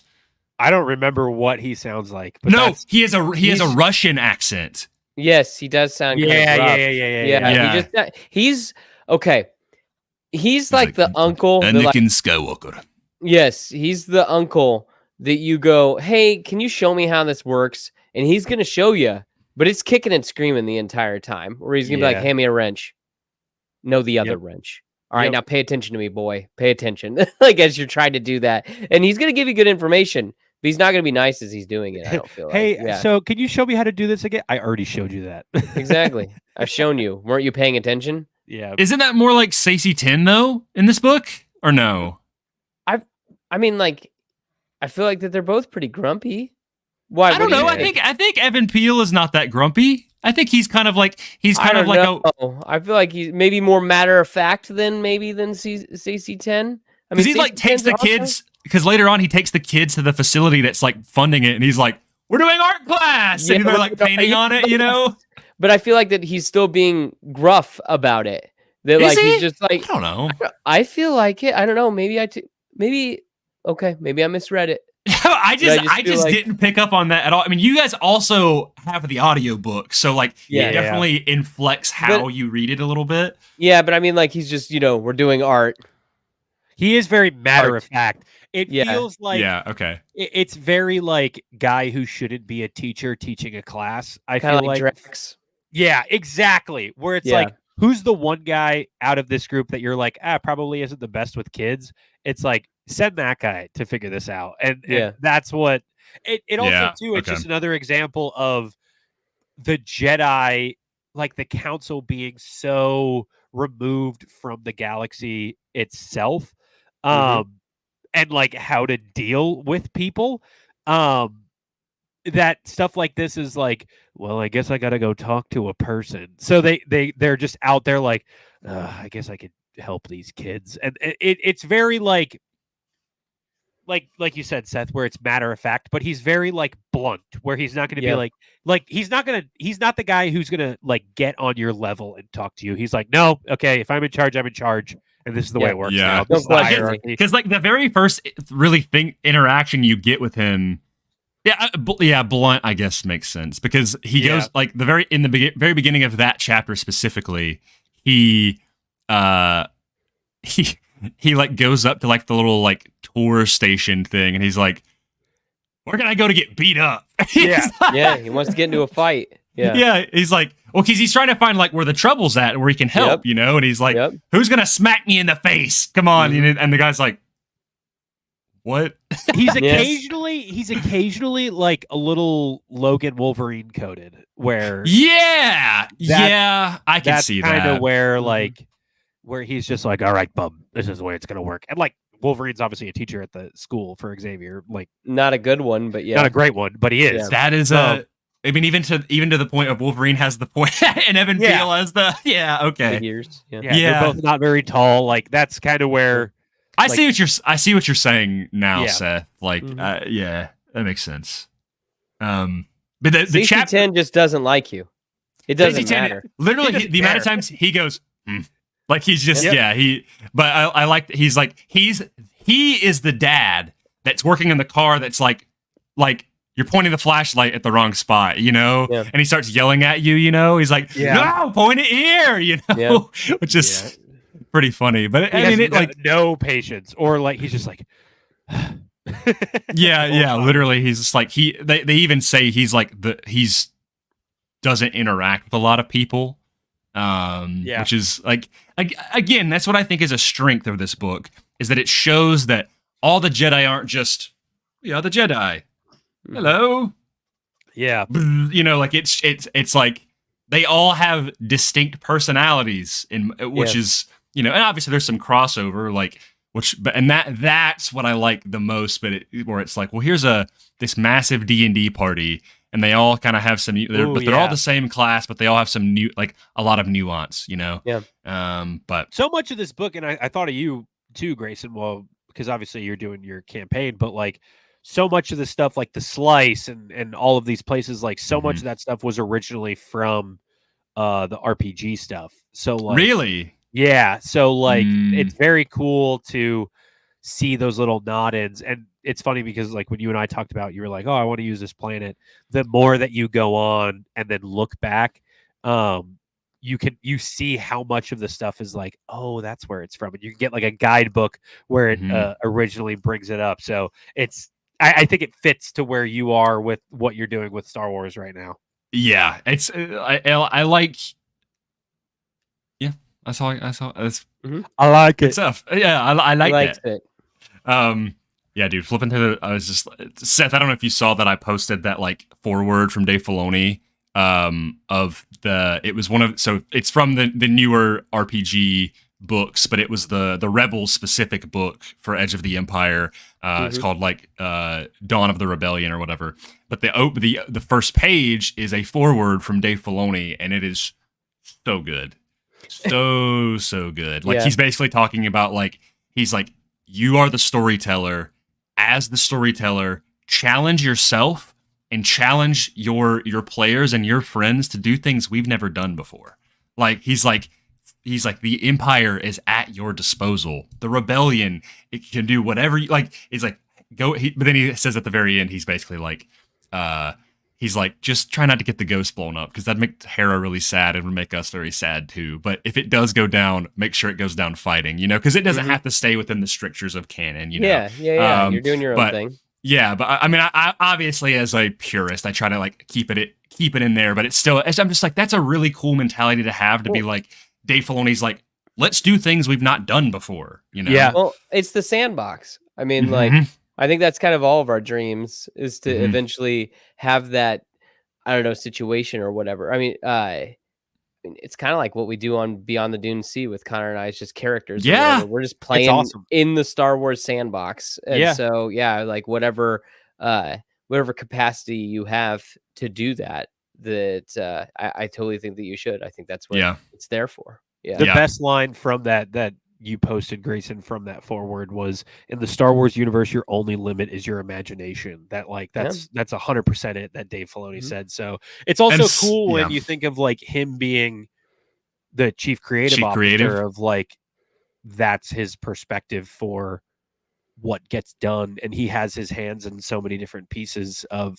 Star Wars. It's like, if that's the base of how he thinks about stuff, it's like it always makes me excited for new stuff. It's like, okay, if that's the guy looking over it, that's the goal. It's very cool. Yeah. Cool. It's like when we all, Seth, it is something that I now champion with all my heart, of how everybody has their own Star Wars. I don't even know if I told you that I mentioned that to Ashley Eckstein, what you said about like everybody having their own Star Wars. Like, I wasn't like, oh, my friend Seth from Beyond the Dune Sea, but I was like, I was basically like, I was like taking that mantra, because what happened is I went to the panel, and you will appreciate this, because I know this is something. Let me indulge you. Yeah. Here's a tale from this archive. So I went to time, folks. We're done for the day. Sorry about that. Big. Wait. So I went to South Carolina Comic-Con, and they had both James Arnold Taylor and Ashley Eckstein were there, and they were talking about like how they got the jobs and stuff like that. And so James Arnold Taylor was talking about how one of the earliest gigs that he did, was for, I mean, I think the very first time that he was Obi-Wan was the Gimli show, or game, because he did that, and then he was in the games with Revenge of the Sith game and all of that stuff, and so that was kind of his first thing. He didn't even know it was. He maybe he didn't. I don't remember. I have the video of it, so maybe I'll post it at some point. Anyway, he was talking about how much of a shame it was that like that's not canon anymore.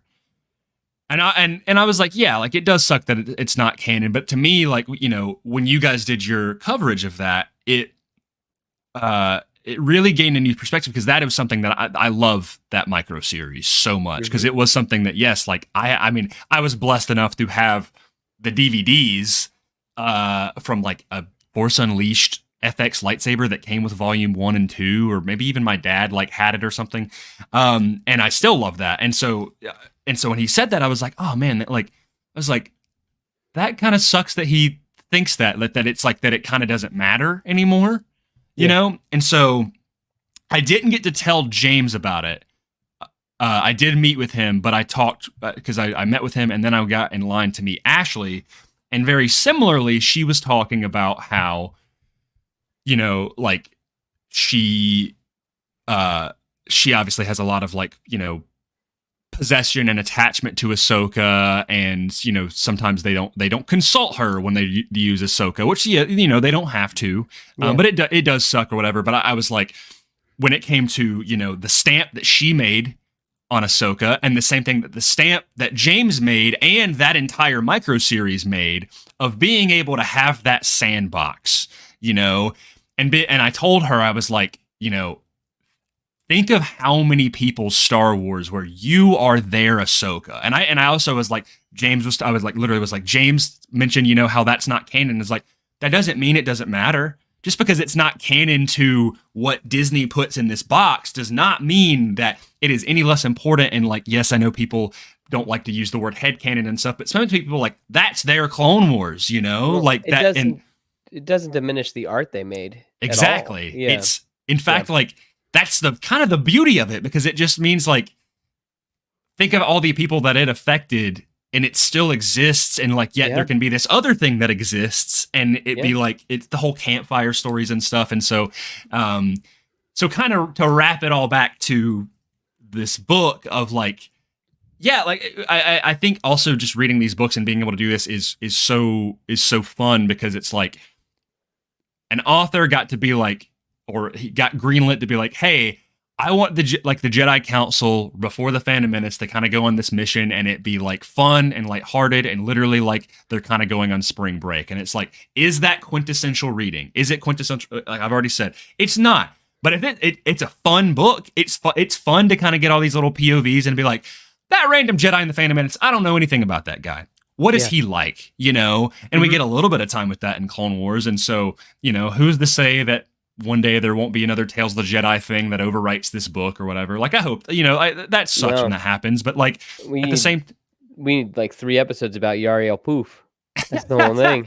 Yeah. That's what I was thinking of with the Qui-Gon Obi-Wan stuff at the beginning of this book, is like, I would love to see an animated, like just a short version of that, where it's it's Qui-Gon having it's them standing together, and you don't want to do that, and not when we take on a life. They're like bouncing off of one another. Yeah, they're very Batman and Robin in that, where like Obi-Wan is like, you're not gonna like when this guy gets so mad, and Qui-Gon's like, it's all right, we'll figure it out. Like, it's very Batman. It's like, Robin, only if I have to, like literally when the goons are like, that's it, I'm out, which literally happens in the book, where he literally is like, take my gun, I don't want it. Like,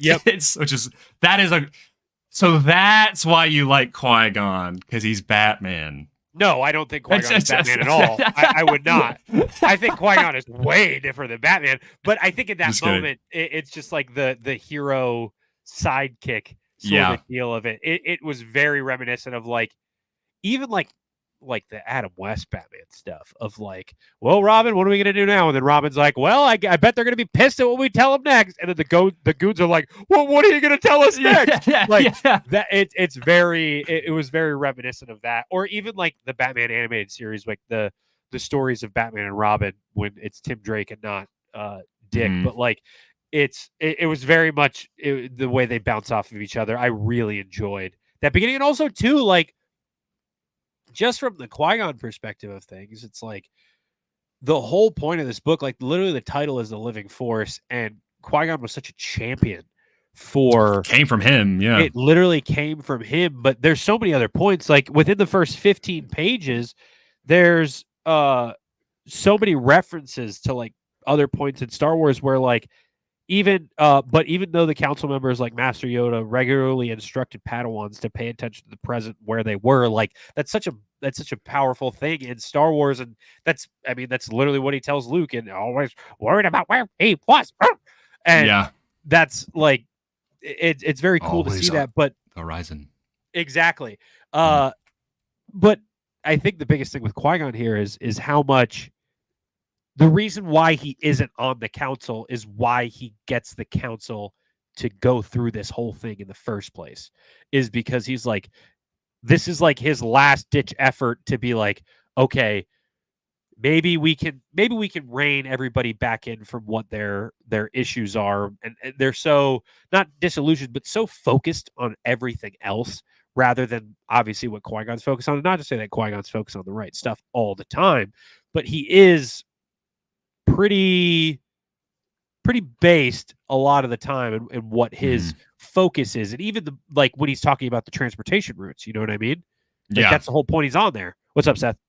I mean, I think that it's like, it's not that he's doing what kind of like the Jedi should be doing, if that makes sense. That it's like, because like, as you say, the living force, which can be equated to that, like he's listening to living things, rather than like, the force. Yeah. Because, like all those that have passed on, all those that aren't, all the rest of everything else. So I don't think that that's a bad lesson to try to teach people, where it's like, get reacquainted.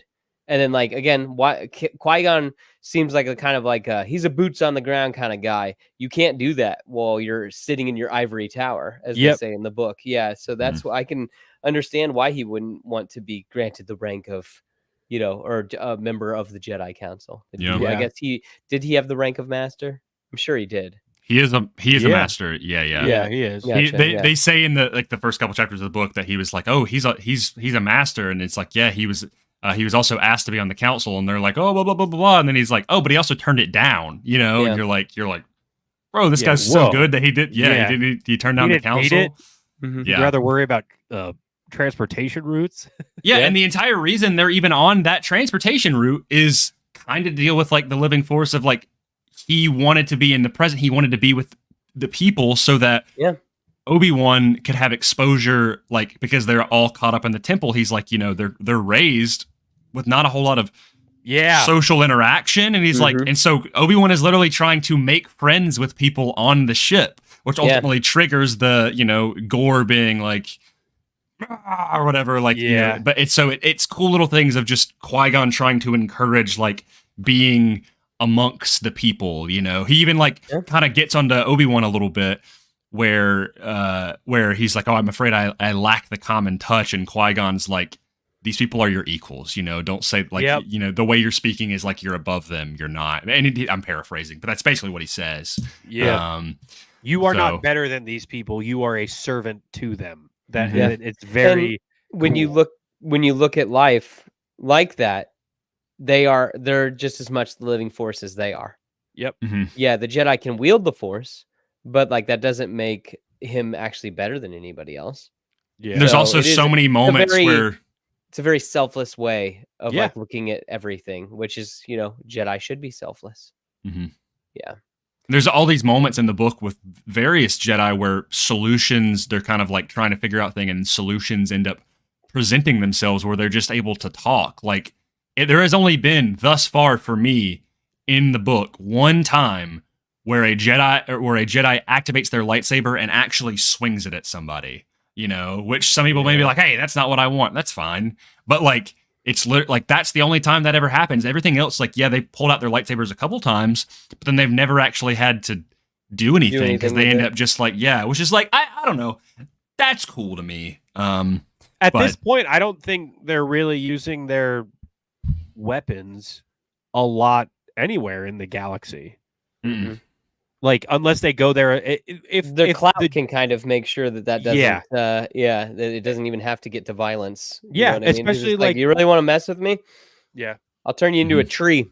Yep. Yeah. Yeah. Why does that make me think of that No Way Home line? Or is just like, that's just a tree, man, just a tree. You guys remember that? It's Jamie Foxx. But yeah, so we'll keep trudging forward. I'm sorry that I'm like, I feel like I always poo-poo on these books. Like, I just feel like I'm over here being the wet blanket. I'll let you. I'll get you in on a little secret, and I know you've already read this book, but I think little announcement for people. I will make it legal. I'm kidding. But possibly that the next book or series of books will be Heir to the Empire. Just saying. Okay. Just saying. That's what I'd like to do, maybe, but we'll see how it be. That's a top contender, is all I'm saying. Gotcha. All I'm saying. I know you like that. Gotta read book. that before the movie. Yeah, that's the big thing. Ahsoka season 2, even we gotta chapter 14. Mace Windu, he rendezvous with the Assurance, which he kind of interrupts this mission where they're trying to take out this ship associated with the Vial, which is another one of the gangs. And the captain, the sucky guy, Pel Balo, is running a tight ship contractually. He's kind of going in and out of these jobs. He'll do one job for a little bit, then hop to another job or whatever, just kind of short, little brief stunts. But a lot of young men and borderline children are running around in this, but basically like his Boy Scouts.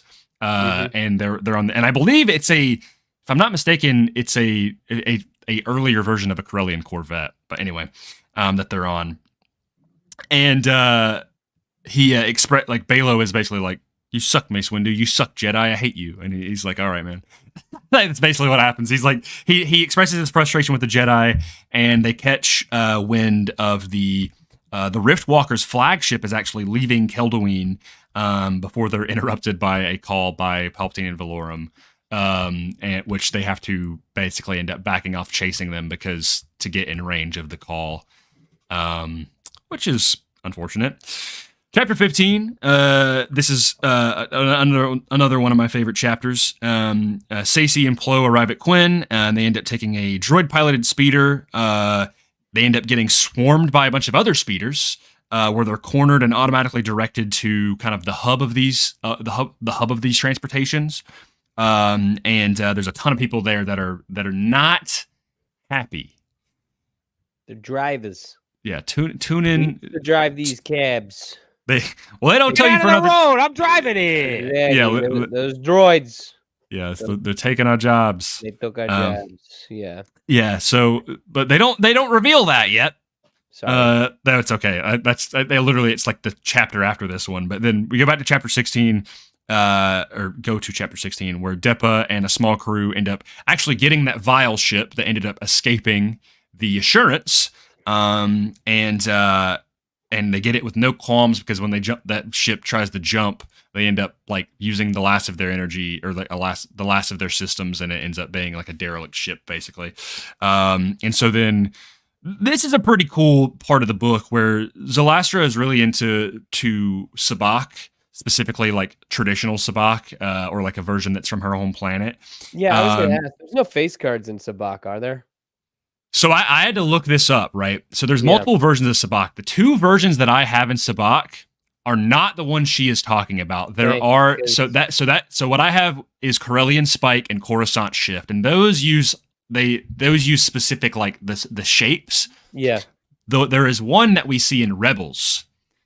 That is the one that has kind of the weird the weird kind of face cards, the special ones that she's talking about, and have the actual suits, the sabers, the staves, the flasks, and the coins. Those are the four suits. There's 76 cards. Yes, William. So apparently, more than 80 variant forms of Sabacc existed. One such form was Corellian Spike, like you said. Jabak, which is spelled like Sabacc but with a J and an H. Outlander, notably played in the Outlander Club in the Uskru Entertainment District of Coruscant. There's also Riftwalker Sabacc. Yes, she mentions that. Yeah, and then Centron Sabacc, and then there's the Empress Teta preferred style, the Coruscant Shift. Yeah, that's from the Star Cruiser. Is the Coruscant Shift. There's a million. I guess I can say there's over 80 variants of the What's same. What's Han game. and Lando playing solo? That's Corellian Spike. I would assume Corellian. Yeah. Gotcha. Okay. So that's the one where they're so Corellian Spike. You're trying to get to basically you have positive and negative cards. You're trying to get to 0. That's the one I've played. Basically. That's like the most standard one. Even though there's a company that they're called Hyperspace Props. I've seen their stuff. They make really good Sabacc cards, and they have a version that is kind of the one that they're talking about in this. It's not the Riftwalker version, but it is that they like the special cards that they kind of mention in this book, where it's like the Idiot or the Demise or whatever it may be. That one appears in Rebels, and it has normally like Corellian Spike has 62 cards, but standard Sabacc has 76 cards, so we're getting into some deep lore with the Sabacc, is all I'm saying. I will say 23 or negative 23 was called a pure Sabacc, an unbeatable hand called an Idiot's Array, consisting of the 2 Idiot. Yeah, it would be fun to play. Yeah, maybe. I played it. That'd be fun. That'd be gas. We do like poker night, but it's all Sabacc. Exactly. Hey, if we all end up going to ICCC, I'm just saying that'd be a fun little gag. I played. I almost entered it at MegaCon, a charity tournament for Sabacc, and unfortunately, I waited 6 hours in line to meet Cal Kestis, great dude by the way, and did not get to enter. But it was real fun. And it was hosted by the people who make those cards. But yeah, so Zalastra uses like she's like kind of this card shuffler. And she's basically using the allegory of the 4 face cards, the staves or staffs, the sabers, the coins, and the flask, which are kind of like the vials, and then to represent each of them. And then the 5th one is she says to Kyla like they're the game itself or whatever, which is like it's kind of cool. Kind of mustache twirly. It was like, we're not one of the cards, we're the game itself, you know. Yeah. I get very 80s. But they basically, she also talks about how like when there's warring factions, the most dangerous number is when there's 5, you know, because of the way like they flip flop, you know. It's like if you have 3, then like the weaker one will like that's kind of bad. But then 4, it's like, well, you always have basically 2 on one side at a time. But then 5, it's like then you have it's shifting all around and stuff. So she's basically kind of presenting her case to them about how like she's trying to be top dog in the slice with all these gangs running amok. But Depa gives her another one of the Regal Voyager cases. I think at this point she's already given her 2. Chapter 17, Sacy and Plo negotiate with Quick Call. That's the name of the taxi. And basically, yeah, like you said, the drivers are mad because the droids are taking over their jobs, and the owner's like, I can't afford you guys. Like, nobody goes around in these things anymore. And basically, they make a deal where they're going to start doing boat tourism because nothing says that you can't do that. Then what they'll do is they'll use the droids to help clean up the streets, and Sacy is going to help turn these buses into like garbage haulers, and that way it'll provide jobs for the drivers, but as well for the create kind of an easy way to use the droids, and so it's kind of like a win-win-win for everybody sort of thing. Yeah. So that's what Sacy and Plo are doing, and then I guess I'll just go all the way here to like chapter 20. Chapter 18, Depa's still late to returning from her mission. Mace and Balo kind of hang around Keldwin in the meantime, and one of the Regal ships, not a passenger line, but a cargo ship, comes out of space, and they're basically talking about how they've had a really lucky streak of not being attacked, other than the time that Qui-Gon and Obi-Wan were on there, and Mace calls Obi-Wan to kind of figure out the details of the situation, and finds out that like, oh, they weren't working for any specific gang at all, and they're not really sure why Regal's freight line, like everybody else is being attacked like normal, but Regal has just had this lucky streak of not being attacked by any official gangs, which is curious.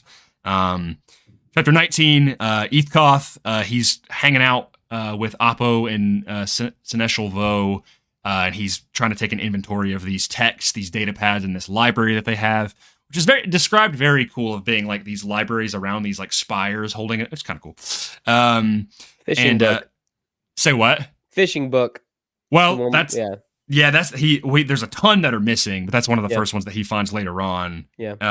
And yeah, he's basically like, where are these books at, man? He's like, well, it's basically, like, didn't they say like when the Jedi made their mass exodus or whatever, they just kind of took whatever? It was like, well, I'm taking this with me. Well, they what they say specifically is that Jedi would come and go, they would leave books, they would take books, but no one's really been there in a while, and so the count is not up to date. Yeah. And so they find out, well, there was a pest problem on the planet, and Vo ended up hiring a exterminator for because they would take high elevation, and because the sanctuary mount is up high on the mountain. And when he hired the person was like, hey, you can't be here because it's dead. Like, it's not like only I have the proper protective equipment. So he left, and then he never checked the books because he to be up there. And so it was theorized that they were stolen. Yeah. So it's a whole thing where Ethkoth's like, I better get these books. Yep. And it's funny because Oppo makes fun of him. He's just like, it's not that big of a deal, man. Like, just go out there, enjoy the planet, help some people, And Ethkoth's like, nah. He's like, I gotta find these books, man. So then chapter 20, Depa's still hanging out on the randomizer, which is Zalastra's ship. And they arrive on a planet called Valbaran. And that's where the Riftwalker's big base is at. And she's kind of up to something with these cases from Regal Voyager. So you want to keep going? Just keep it going. Keep it going. We should really the only real plot is with Depa. Other than that, everybody's just kind of hanging out, and doing their thing. We haven't gotten to that. It's a lot of vignettes, It's just slice of life. Except she's the real plot. She's the only one that's actually in danger. So John Jackson's mother was like, they were like, can you make a Jedi Council book? He's like, yeah. Can I make Depa Billaba the real character? Because I made that Kanan book a while back. I could, make her pretty cool. And they were like, yeah, that's fine. Or he just snuck that in there. He was like, Depa Billaba actually main character of book. Which, hey, as a Kanan fan, again, it's really cool to see the legacy of because she was kind of a master where you're like, I don't really know much about her. And now I'm like, oh, out of all the characters here, she's easily my favorite now. Yeah. The reason I liked that chapter earlier on, and I'll get back to recapping so we can just kind of have a full-fledged discussion about it, is basically when they have that little crash, when they're they steal the crate, and then they crash into kind of the cross section, and then the gang come out, and the visual of it's pouring rain and lightning is striking, and then she's sees Zalastra up on the she ducks down and everything, and it's this whole combat. I was like, this is just cool, man. This feels very weirdly, here's a good, I felt very Batman, kind of because they're in this kind of rundown city, but also weirdly reminded me a lot I'm just now thinking of that Spider-Man 1 when they're fighting when he saves Mary Jane. Yeah, when he saves her from the jerks. And then the upside down kiss, all that. Yeah. Mm-hmm. Iconic. Yeah, it's iconic, man. It's very Star Wars video gamey. is what it. Yeah, it's like here's like it's like a set piece, right? Where she swerves, and then did we ever find out why? Why were the staved skulls? Why did they ambush them? Is it because they had the crates? That's what I assumed. This stuff keeps me up at night, guys. I don't know. I don't remember. I really don't. I need the MO. I'll figure it out later. I think it was because they caught wind that they were working for If any of the 46 people in here right now know the answer, just throw 46 people? Yeah. Oh my gosh. I thought there would be like 2 people in here listening to this. That's crazy. We're having a fun time. That's why you got to keep going so those people can figure out what happens in this book. Yeah, I'm sorry. What happened? Chapter 21, I'm going to go all the way to 28 because it gets crazy, guys. Yeah. Kiadi Mundi be dropping his ice cream, even though it's not cream at all. Anyway, we're going to get to that later. Spice cream. Chapter 21, Eth, he tracks down the books to this boutique. The owner is away because a bunch of books fell on him. That was so funny, dude. I was like, dang, bro, that's rough. But yeah, it's his wife is like owning it, and her name's like Pogi, I think. And the boutique is like filled to the brim, disarray of books. There's these little what are those little creatures? I didn't write them down in my my summary, but there's like these little creatures that are native to the planet, and she's like raising a bunch of them. They're like little lizards. Oh, they're living in the tree, right?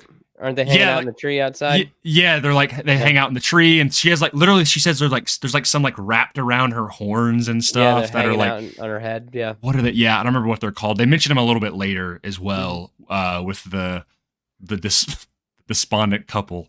But yeah, she's like, take all the books. I don't want them. He's like, I can't take them all, but can I have permission to like look through this? She's like, knock yourself out, man. Like, have fun. And he finds like there's a Jedi book in there, and he's like, okay, well, there has to be more in here that are more, because what is stated about this library is that it actually is pretty, compared to a lot of these other outposts that have like 2 books or something. Like, this one actually had a pretty sizable library, at least in what Vo had kind of it listed in the database. So this is when he calls Qui-Gon and Obi-Wan, and he's like, please help me look through these books. We need more than one person. Yeah, exactly. He's like, I can't be doing this. Chapter 22, Zalastra. This is where the main plot gets kind of spicy, bro. Zalastra, she calls a meeting. They on the planet that they're on, like the whatever, all Valbaron. And with the other 4 gangs, I almost said Alderaan, and I was like, "What is it?" Alderaan with a V. Yeah, it's yeah. And she uses the cases as bombs. She basically sends these protocol droids that had been kind of teased, sends them to these other factions, and they all open them up simultaneously, except for hers, and blows up. Blow up. Yep, and these are like they throw out like a random like element. Like it's like Baradium 34 or something like that, and it's like there was enough Baradium 34 to blow up a whole starship or something, and you're like they're just making elements out here. It's crazy. But yeah, so kills all of them, like all of the leaders of the vials, the staved skulls, the filthy creds. Vials, staved skulls, filthy creds. Oh, the poison blades. Is that what they're called? Yeah. Very Dark Knight Joker-esque. Yes. Out all the, dude. Taking out everybody so you can even down to the cards, man. Yes. Like, yeah. And the scars. And the You want to know how I got these scars, Defabalava? These hands. Yeah. Defabalava's Batman. I'm just kidding. She, for our listeners at home, those aren't her hands. Yeah. You'll get the tea. She be wearing gloves, and they ain't her normal green Nautilin hands. Nope. But yeah, immediately after they all get blown up, Zalastra ends up immediately being like, "Oh, Depabalab is a Jedi, by the way." Like, yeah. And so she's like, "Yeah." So and they capture her. Cool little action scene there. Back to Quinn, chapter 23. Yoda and Anigalia. That's like, please, I just want to read the Depa Billaba parts. This chapter I do like a lot. They're on one of the keys, or they're on this called like Paths of Harmony through this garden. Very cool. What we talked about earlier, where they're hanging out in the park. Yep, they hang out in the park. They watch the sunset, and he connects with like a local Celestin named Lyle. This Lyle works at one of the local performing arena, which basically gets no use. And he's like, yeah, we need that for like 120,000 people. And he's like, you serious? And they're like, yeah, we're being serious. And so he kind of again opens up about like how his father has this illness, but also is kind of teased that he's involved in some shady business. And Yoda seems a little invested in this. He's concerned for Lyle. But they end up making the call, and they set up kind of this big celebration for the 200 years. Sorry. And then chapter 24, the Assurance is attacked by a poison blade warship, but quickly leaves. They do some research. Their ship kind of gets messed up a good bit, and they find out that various locations across the slice that all happened like basically simultaneously. They did. That drew away the blaze, and different locations. One's like the top of a spire, one's on Keldoween, one's on a space station, one's on a ship. And it's obvious we're connecting the dots. Oh, yes, this is the gang leaders. The explosions were triggered. The poison blades immediately got the call that their leaders blew up, and they went back. Exploded. Yep, briefcases.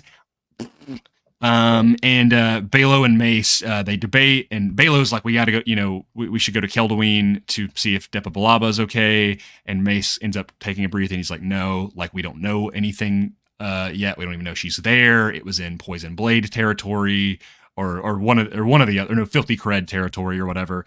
Let's wait till we know more. In chapter 25, this is where Ki-Adi-Mundi is piddling around. He gets his ice mound where he's like, I want it ice flavored, and the guy's like, that's not a flavor, and he's like, that's your problem, bro. You're out of your mind. I assure you, both of my brains are in proper working order. Does he say both of my brains? Yep. Here's $1. Fix your sign. Yeah. He's like, I don't know how to ring it up because you didn't choose a flavor, and he's like, this is for your sign, pal. Yeah. And so 120,000 lunches. We may require dinners as well. Yeah, because he goes up and he negotiates with the people to be like, hey, we need to cater for this thing. And he's like, yeah, I need all this. And she's like, what? She's like, who's paying for it? And he's like, the Jedi Order. And she's like, fuck, motherfucker. Yeah, literally. She's like, I need to see some identification. And he literally pulls out his lightsaber and turns it on. And she's like, the Jedi Order. Like, literally, that's exactly how it happens. And I'm like, that's great. But then Seth's favorite part is when this random lady runs up and she's like, oh my gosh, you're so handsome, Ki-Adi-Mundi. And just wait till you hear this in the audiobook. Because it is so like, it's so over the top. He's literally just standing there like, yeah, what? Where she comes up and she's like, you're so handsome, and your beard and everything. And then her husband kind of like runs up and he's like, stop touching him. But then he gets onto Ki-Adi and is like, quit harassing her. And he's like, I don't even know who this is. And then they're basically like, they own a company together, and he's been hiding that he's training a Wookiee to run the company because their company is authentically run by whatever species they are. I forget, like Iotrin or something. I don't even remember. Okay. And she's like, why'd you hide that from me? And basically he's like, Ki-Adi-Mundi's like, well, why were you doing that? Why were you hiding it? And he's like, because I wanted more time, or whatever. And she's like, well, you could be using that time to spend time with your wife because she seems desperate because she's got her hands all over me. And he's ridiculous. Like, it's just like, what? Absurd. It is really absurd. And wasn't it like, basically like, yeah, just like we can advertise that you are training this and be like, hey, being made by a Wookiee's even better, or whatever. And so they're like, yeah, we're having this big celebration. We can advertise your thing there. And they're like, okay. Yeah. They're like, it's madness. Everybody's problems are getting fixed because the Centennial's happening. So there you go. That But I may require another ice mound. Yeah, he literally is like... His got knocked on the floor. He didn't even get to eat it. Got stomped on by the other guy. Yeah, by Johnny Bravo. He just wanted his... Is that what the guy sounds like, Johnny Bravo? It does kind of sound like Johnny Bravo. So, yeah. Oh, man. It's a name I haven't heard for quite some time. Johnny Bravo in Star Wars. Yep. Hey there, little my mom. Working with the Jedi Order. Yep. Chapter 26, Kyla, she goes through the vents after kind of what happens on, what is it, Valberon or whatever. She finds the Idiot 3, which is what they're called. I'm not making this up. Yep. And she tells them what happened, and they're like, bleh! And then the last was like, shut up, and shows them Depa Billaba. She's unconscious. She's strung up. Interesting little fact here is that the way they have her captured and playing this noise is actually what Andor, right? That's a good thing too. I was actually thinking of in the High Republic, in Light of the Jedi, they do that with another Jedi that gets captured, where they have him imprisoned and they have this music blaring to where he just can't like concentrate at all. Yeah. Andor is what I was thinking of too. I was thinking Andor, I mean, or like Chewbacca in Cloud City, where they're Oh, that's a perfect example too. Yeah. Where they just can't focus up. So you can't use the Force if you can't focus. So yeah. So they're like sleep depriving her, and then they'll only turn it off when they're asking her questions and stuff. Yeah. But yeah, Zalastra's make an like example out of her. They're like, we're gonna figure out what she's doing, and we're gonna kill her. And next chapter's a Yaddle chapter. Yaddle finally pulling up to Quinn, bro. Yaddle, what are you doing? She meets up. Basically, she's driving around on a speeder. And trying to how do her feet reach the pedals? That's all I wanted to say. I think it's like, I don't even know. It's heavily modded. They said that because like kids use it. Yeah, but still. Yeah. That's all my thought was like how her feet reach the pedals. It's like sitting on a phone book. She's sitting on the Jedi archives. I told my dad about this one of the earlier chapter, like with back on the boots thing, and they're asking Yoda's opinion. He's like, I've never worn shoes. He's like, yeah. He's like, don't ask me, bro. I don't. Yeah. My dogs are out, bro. Yeah. He's like, I love my little toes. Yeah, she meets up with Evan Peel, who ends up sending a speeder for her. And yeah, they're painting the outside of the school, right? Or like not the school. They're painting the outside of the Rendili Spaceworks, who is funding the school, I guess. Okay. So it's become this whole like chain subsidiary thing. And so he's like, we're teaching art class, and they're painting stuff on the neighborhood. They're cleaning it up. Cleaning it up, yeah. One group's picking up the trash, the other group's making it look pretty. I mean, like, the Jedi are gonna fix everything. It's literally like public service. Yep. But yeah, these reporters show up, and I didn't fully get how this exactly was supposed to work. I'm just kind of riding with it for now. Or they basically are like, yeah, if we do this, like people will know that there's something is responsible and blah blah blah. And I'm like, okay. Sure. Because these reporters show up and Yaddle talks to them, and they're like, oh, what do you guys? She like points out one that's not even a reporter, is like holding the camera, and she's like, I want to hear your questions, you know? Yeah. And she's like, well, let me sit down because I got a whole list of these random people from the Jedi Council. And in chapter 28, this is honestly, I didn't make it to 31. Seth, you could attest better to this, but this is the last chapter that I got to because again, I'm a bum, and basically, Depa wakes up, and this is a very juicy chapter where Zalastra and Kyla are playing cards. She explains that she actually was gradually sending these cases to the other gangs, making it look like it was from the Regal company, that they were asking for protection, and then basically kept doing it until eventually they were convinced that there was money in it, because she was using money, her own money, in the crates. Eventually got to the point where all of them trusted the crates enough to make them think that this is legit. They weren't attacking or anything, until finally, when she, like the time before that, where all of them were like on board with opening them simultaneously, that was when that set of crates had the explosions and took them all out. And then she kind of explains why she has it out for the Jedi. Which I thought this was interesting. Very interesting. Basically, she was an orphan, Her family died. Her mom died in like a mining accident or something. She gets put into an orphanage with just 2 other people.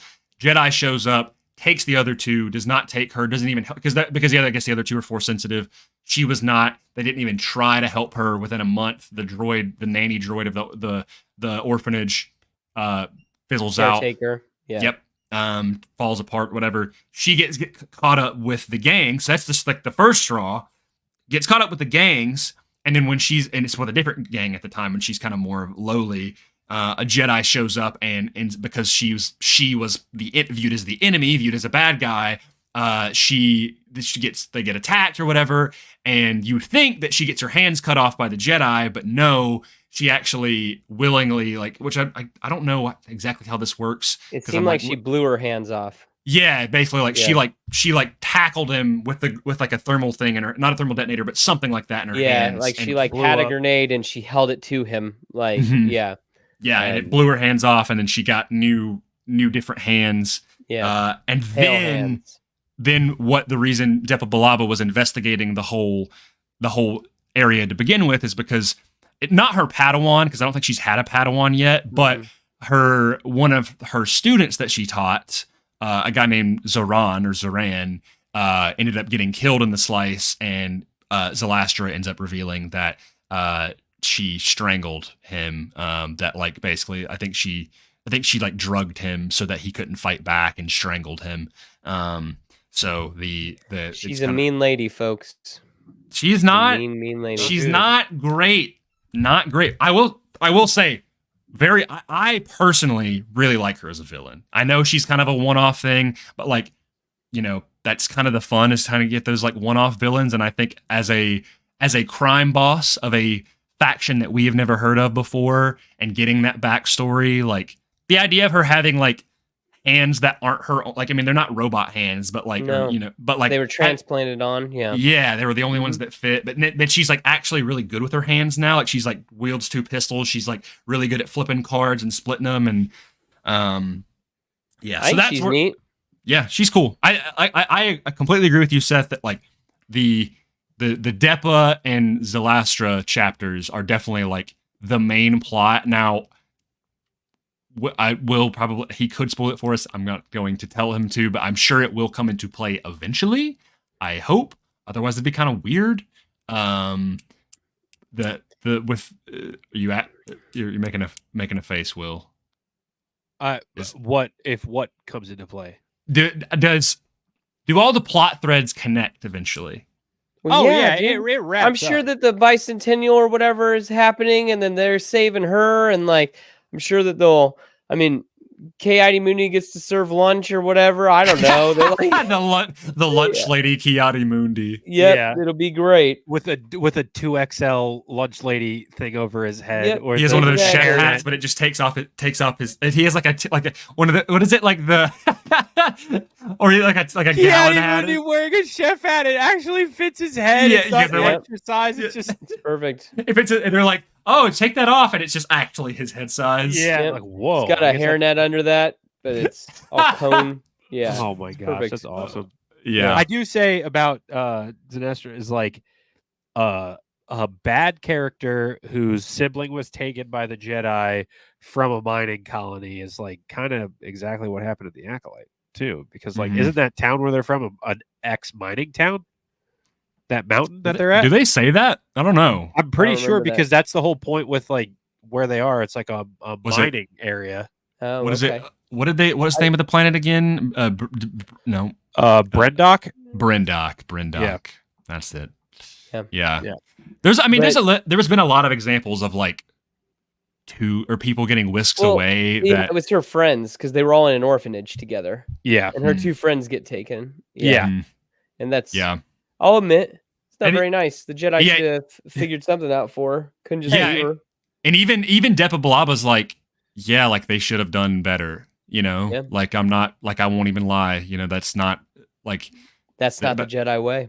Yeah, she's like, unfortunately, like that's sometimes what happens, and of course that kind of makes things worse. But like, it's I guess it fits in line with what we're seeing in Acolyte and stuff. But it also is good to see that yes, the Jedi are helping be like, oh, we're going to help these people get their jobs back, you know?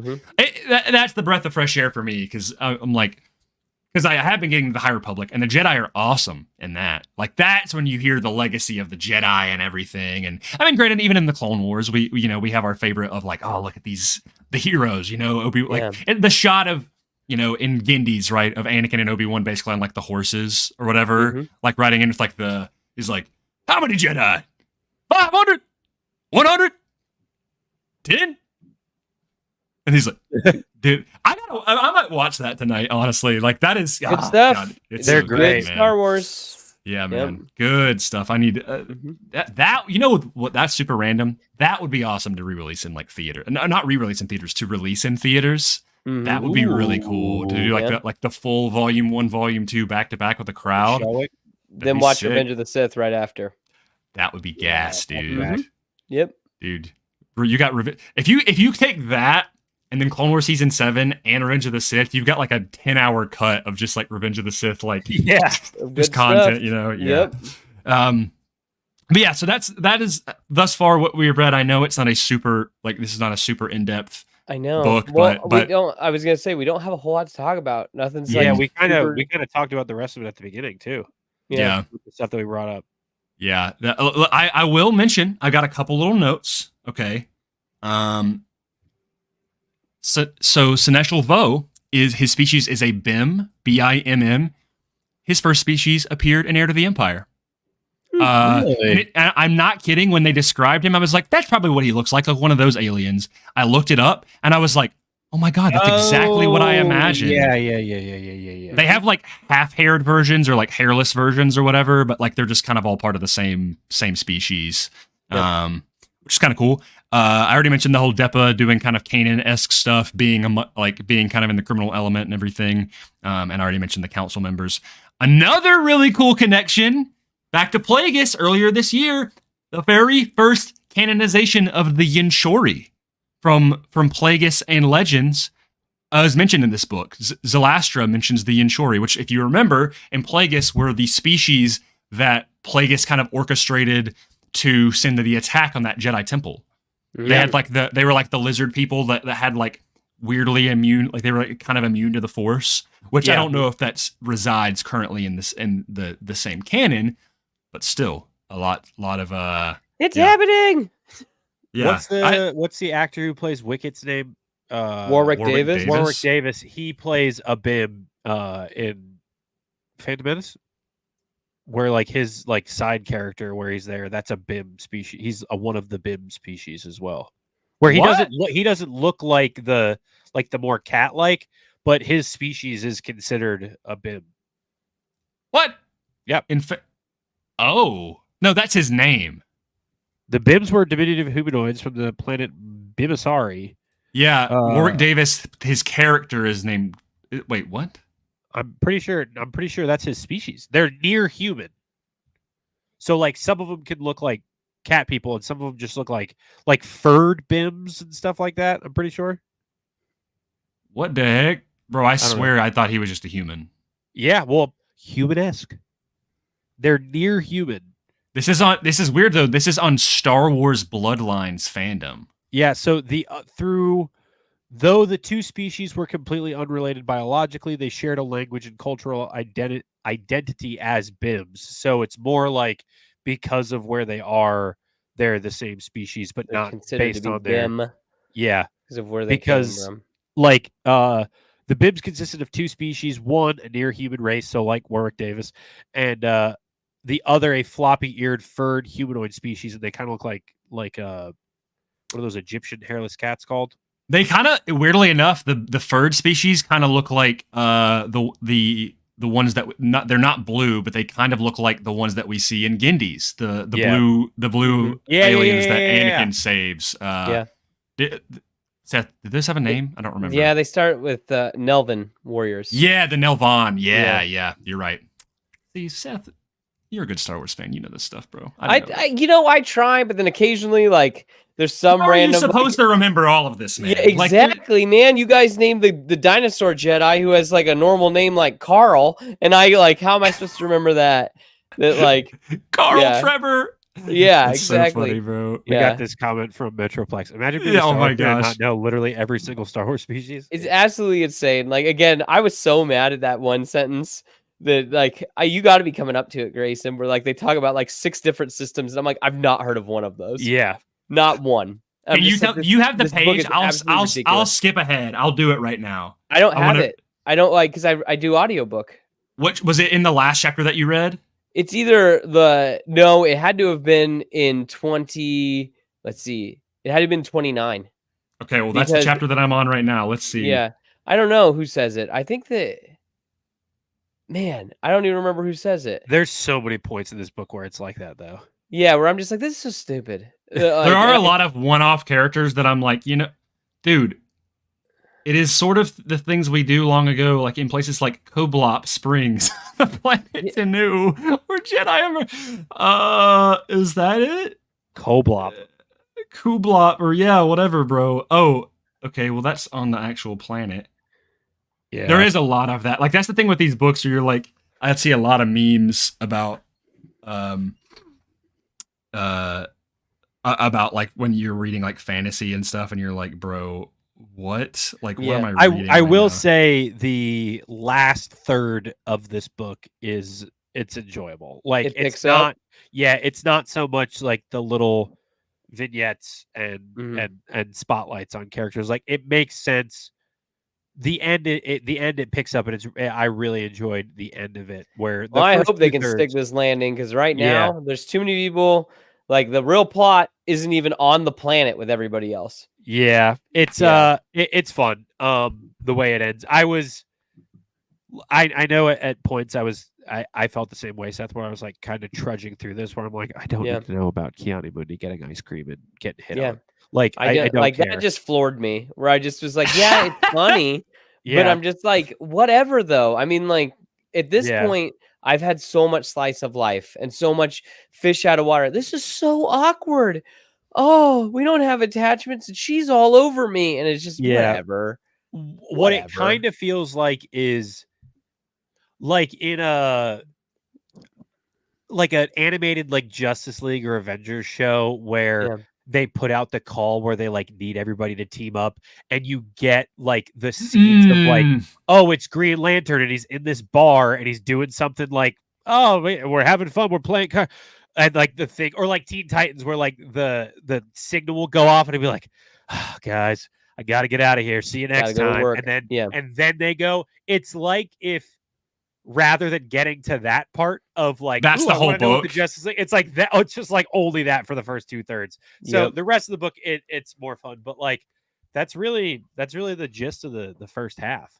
Yeah. Well, I just want to say, I know I kind of was the one who picked out the book. So Seth, if you hate it, I apologize. Not that I made it. I don't hate it, guys. I'm never gonna. I know you don't hate it, but I don't want someone to read a book and be like, man, this I don't want you to again. The whole point of this, and this is for the audience as well, is like if you're reading it and you're like, what is this? That's fine.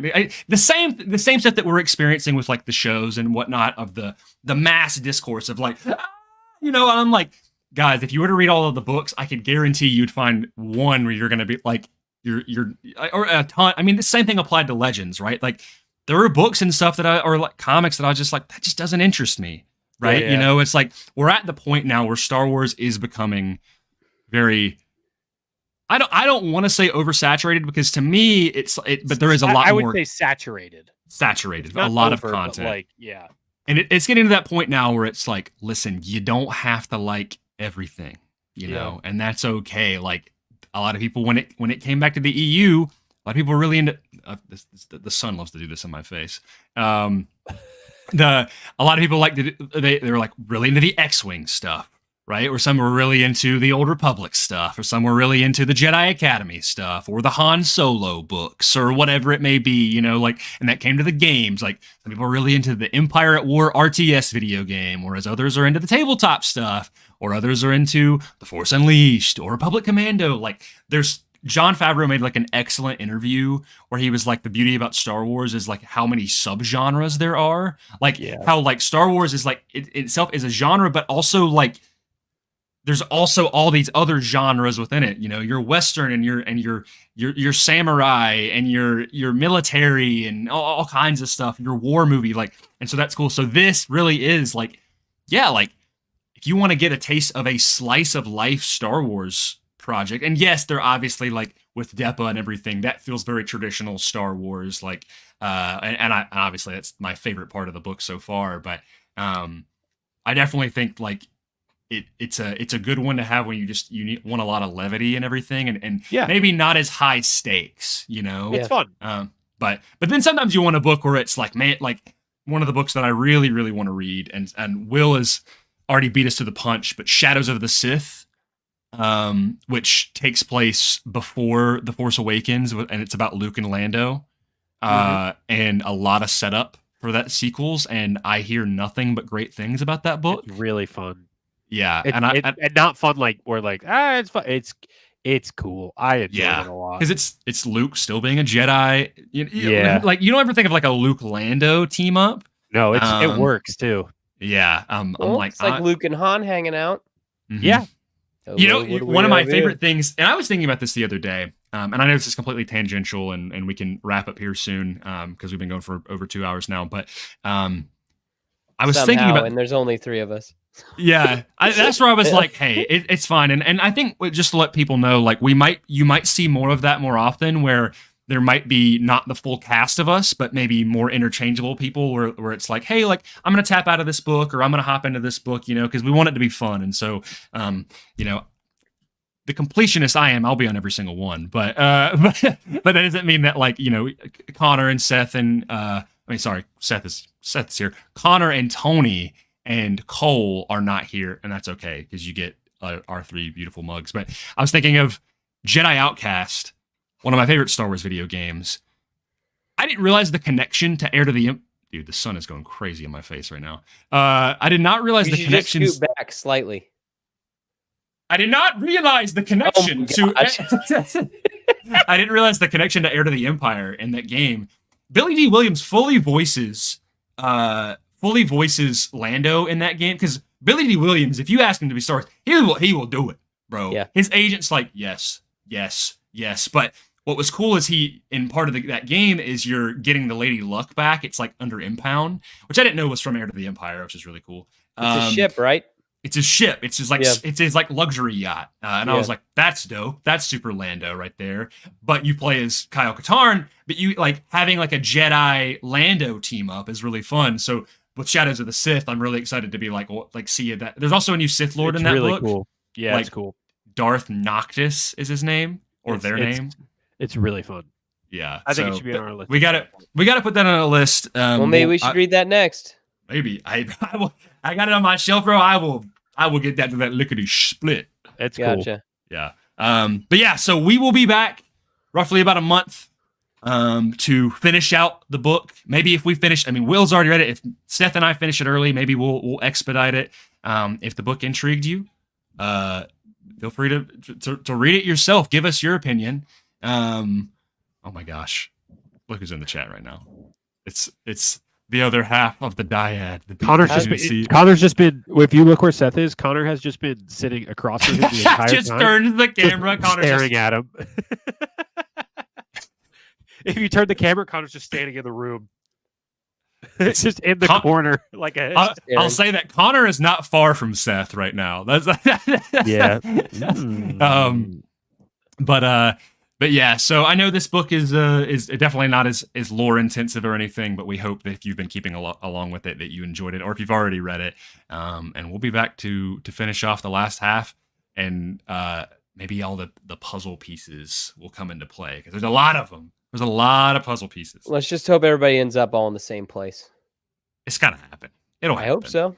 It'll happen. And so here's why I'm enjoying the book a lot. And this is also another book that I would love to read on this on this stream podcast thing, this show, is Darth Maul Shadowhunter, which is a great Legends book, and it takes place right before the Phantom Menace as well. It kind of tied into Plagueis a little bit, which was cool.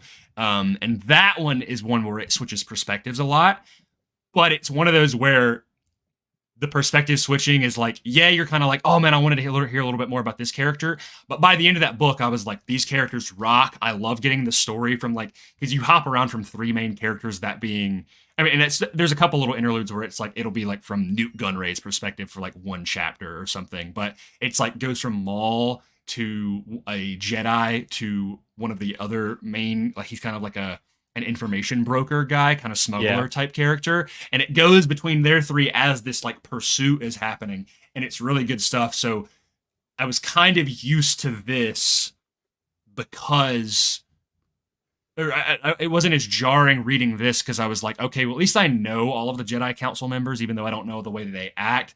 But yeah, it will be like, here's Mace Windu, and here's Yaddle, and here's Ki-Adi-Mundi. Oh, back to Depa Billaba. All right, here's Mace Windu again. Back to Depa Billaba.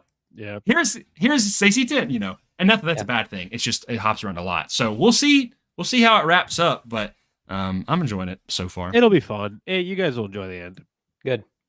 Yeah. Will gave the seal of approval. He's probably just because Qui-Gon shows up. It's not my favorite book, but it's fun. It's a fun book, yeah. Sometimes you need a fun book, you know, because you know we weren't the biggest. Exactly, we weren't the biggest fan of Dark Disciple, and this is hey. Scratching the itch for me. Well, that I'll leave it on this for our Acolyte predictions. I need a flashback of Tormund going full Torbius, saying it's Tormund time to kill Naka. That's going to happen, actually. I my sources tell me. Spoiler alert! Yeah, it already happened. Bye. It's supposed to be with you.